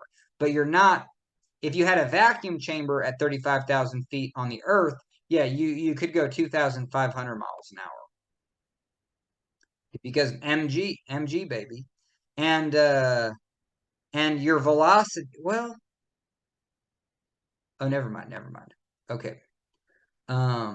It doesn't matter. It doesn't matter what your mass is when it comes to no atmosphere. Your change in velocity is always going to be 9.8, no matter if you're a leaf, a feather, a hammer. So that's why they do that on the moon. But on the moon, your change in velocity is only 1.6. Your change in velocity for every second is only instead of 20 miles an hour every second, you're only going 5 miles an hour every second. So, and well, let's do it. 1 second, and you're going 3.6 miles an hour. There you go. So even falling for 3 seconds on the moon, you're only going 10 miles an hour. Oh, so this is cool because we can actually answer one more thing. Because right here, this was like the highest cliff you could jump off. You can get 2 seconds of downtime, and you can go 43 miles per hour. That's pretty safe for jumping into water. So you could jump off a cliff of 64 feet. People do it all the time. And you'll go 43 miles an hour. So all you have to do is make a pool on the moon. Like my brother was into like, hey, we should have like lunar Olympics. You know what I mean? Let's fly everyone up there and do lunar games. And one of those would be like, I guess I was just thinking of it. Well, now the question is, how high can you have a diving board on the moon? And then this is it. This literally, you can't like 43 miles an hour. Well, feet. What's the high diving Olympic? Olympic high diving feet. Olympic high dive height in feet. Men generally dive from a height of 89 feet. Okay, 89 feet. Holy Toledo, 89. So what the hell is that? Well, you know what I mean. We'd have to go. 9.8. We'd have to go back to this one to actually. This is the one that's more accurate for that ideal situation. So we go to 98 feet. Yeah, 92. What did it say? Did it say 89? You know what I mean? Yeah, so you're 50 miles an hour. Okay, fair enough. You know what I mean? So Olympians can hit the water at 50 miles an hour. Fair enough. So even just there, if you did, so all you have to do is go here. There's 50 miles an hour. So this is the moon, and guess what your height is? You could dive on the moon at 520 feet. So you could do a high dive at 520 feet. That's why I was so impressed with Ad Astra, because you knew they did the equations. You know what I mean? When Brad Pitt's getting chased and you know he's going to survive, and those other other just people supporting his role are going to die. And their little buggy goes off a cliff. You're just like, whoa, that's a serious cliff. And this is why, because I mean, you ain't jumping 90 feet. But anyway, a skier can jump off a cliff at 90 feet and land in fluffy snow at a 45-degree angle, or it doesn't even matter what the angle is. That Pierre guy, he jumped off in Targhee, not Targhee, but Grand Teton. Damn it, I'm saying like the same thing twice. No, is it yeah, whatever. Yeah, it must be Grand Teton, whatever that resort is. I forget the resort, but you know what I'm talking about. And he just fell into flat snow. It was just really fluffy, and it was like over 100 feet. It was crazy. He got the world record. So if you fluffed up that much snow, hell yeah. Well, I don't know what his terminal velocity. Well, we can figure it out. We got this right here. So here's your like how a highest ski jump in feet. Highest ski jump in feet. So that's why you waited 2 hours. So it's 250-foot cliff. Yeah, this is unreal. So now you can go to oh, those are my jokes. So now you go 250-foot cliff. Yeah, he's going 84 miles an hour. So that's impressive. So if you go to the moon, like when you going to reach 84 miles an hour? Right there. Okay, and what's your feet? You can go 1,000. So you could theoretically put all that fluffy snow, mimic the same thing. And that Pierre guy, well, let's see, because he deserves to be at least his name. What the hell's his name? Oh, no, no, no, no. Guy, what's his name? Fred. 352 feet ski jump. What? Is there a new one? 2008? No, no, no. Yeah, the one time Jamie Pierre. Um, there's another one, 352. I don't think that's an actual free fall. But yeah, Jamie Pierre. Hell yeah, 255 feet. And so if you were on the moon, yeah, you get a jump off that same cliff at 1,406 feet. You're gonna go 83 miles per hour. But now, and I'll just say, physics, holy Toledo. So this only worked out that he went head first, because if you hit face first, I mean, if you hit spread eagle or even on your skis, the impact, that surface area is going to make the impact so much worse. So literally, he just right here just lands on his. Look at that. When we talk about miracles, well, that's a miracle. So hell yeah, he just penciled in. Look at that. It's physics, baby. There's no better way to slow yourself down over a longer period of time, because we just did it. The force of drag on his body is much less, because look at that.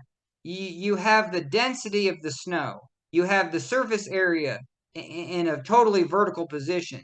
You have his velocity squared. So that your drag force, his force that's trying to slow him down, is much less had he landed on his skis. So this is totally a get away with one. Look at that. Like, he just couldn't have got luckier. Like, this is why I do believe in our Lord and Savior. You know what I mean? Holy, we're just still making jokes, but we're enjoying going to Bible study. I don't want to be too much of just a total, you know, total bummer when it comes to. But no, it's fascinating. It fascinates me. I think if something needs to be found, uh, this was my moment. I was just like, you lucky son of a gun. Of all the negative, like people that just die just willy nilly. You're just like, what? damn it, that person's dead. Well, this person gets to live another day because he just pencils in. He pencils in. Like this couldn't have gone better. And you can't pencil in the other way because your skis are attached. You would literally probably just die. But he just got to look how fast he's going. Just like one frame, another frame, and he's just like he's just in. He's just disappeared, and then boof, and then he stops. Boof. You know what I mean? That's insane. So anyway, if you had the Moon Olympics, you could do the Jamie Pierre at 1,400 feet. All right. So, but this really shows you the benefits of doing Excel. This is why math is not fun when you're just like, hey, I just want to find the terminal velocity. Well, if you want to do that, all you have to do is, well, how would you do that? Well, you'd go back to that F equals ma equation, which is over here, and you would say the force of gravity minus the force. So yeah, once these equal, this goes to zero. So you put this side to zero. You're not changing your velocity no more. So then all you got is this mg, and then you can take this over there. So basically, to find terminal velocity, you go force of gravity is equal to fg is just equal to fd. All right, so mg is equal to all that stuff. And then you take all this, take it over there, and then square root it.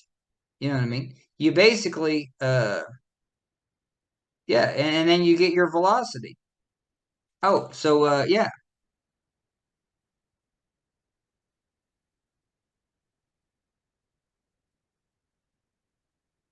Yeah, this part just goes to zero. This MA right there goes to zero. So you got the square root of your weight divided by a half times whether you penciled in like Pierre with the coefficient of 0.7, which doesn't help you out. It increases your velocity for sure.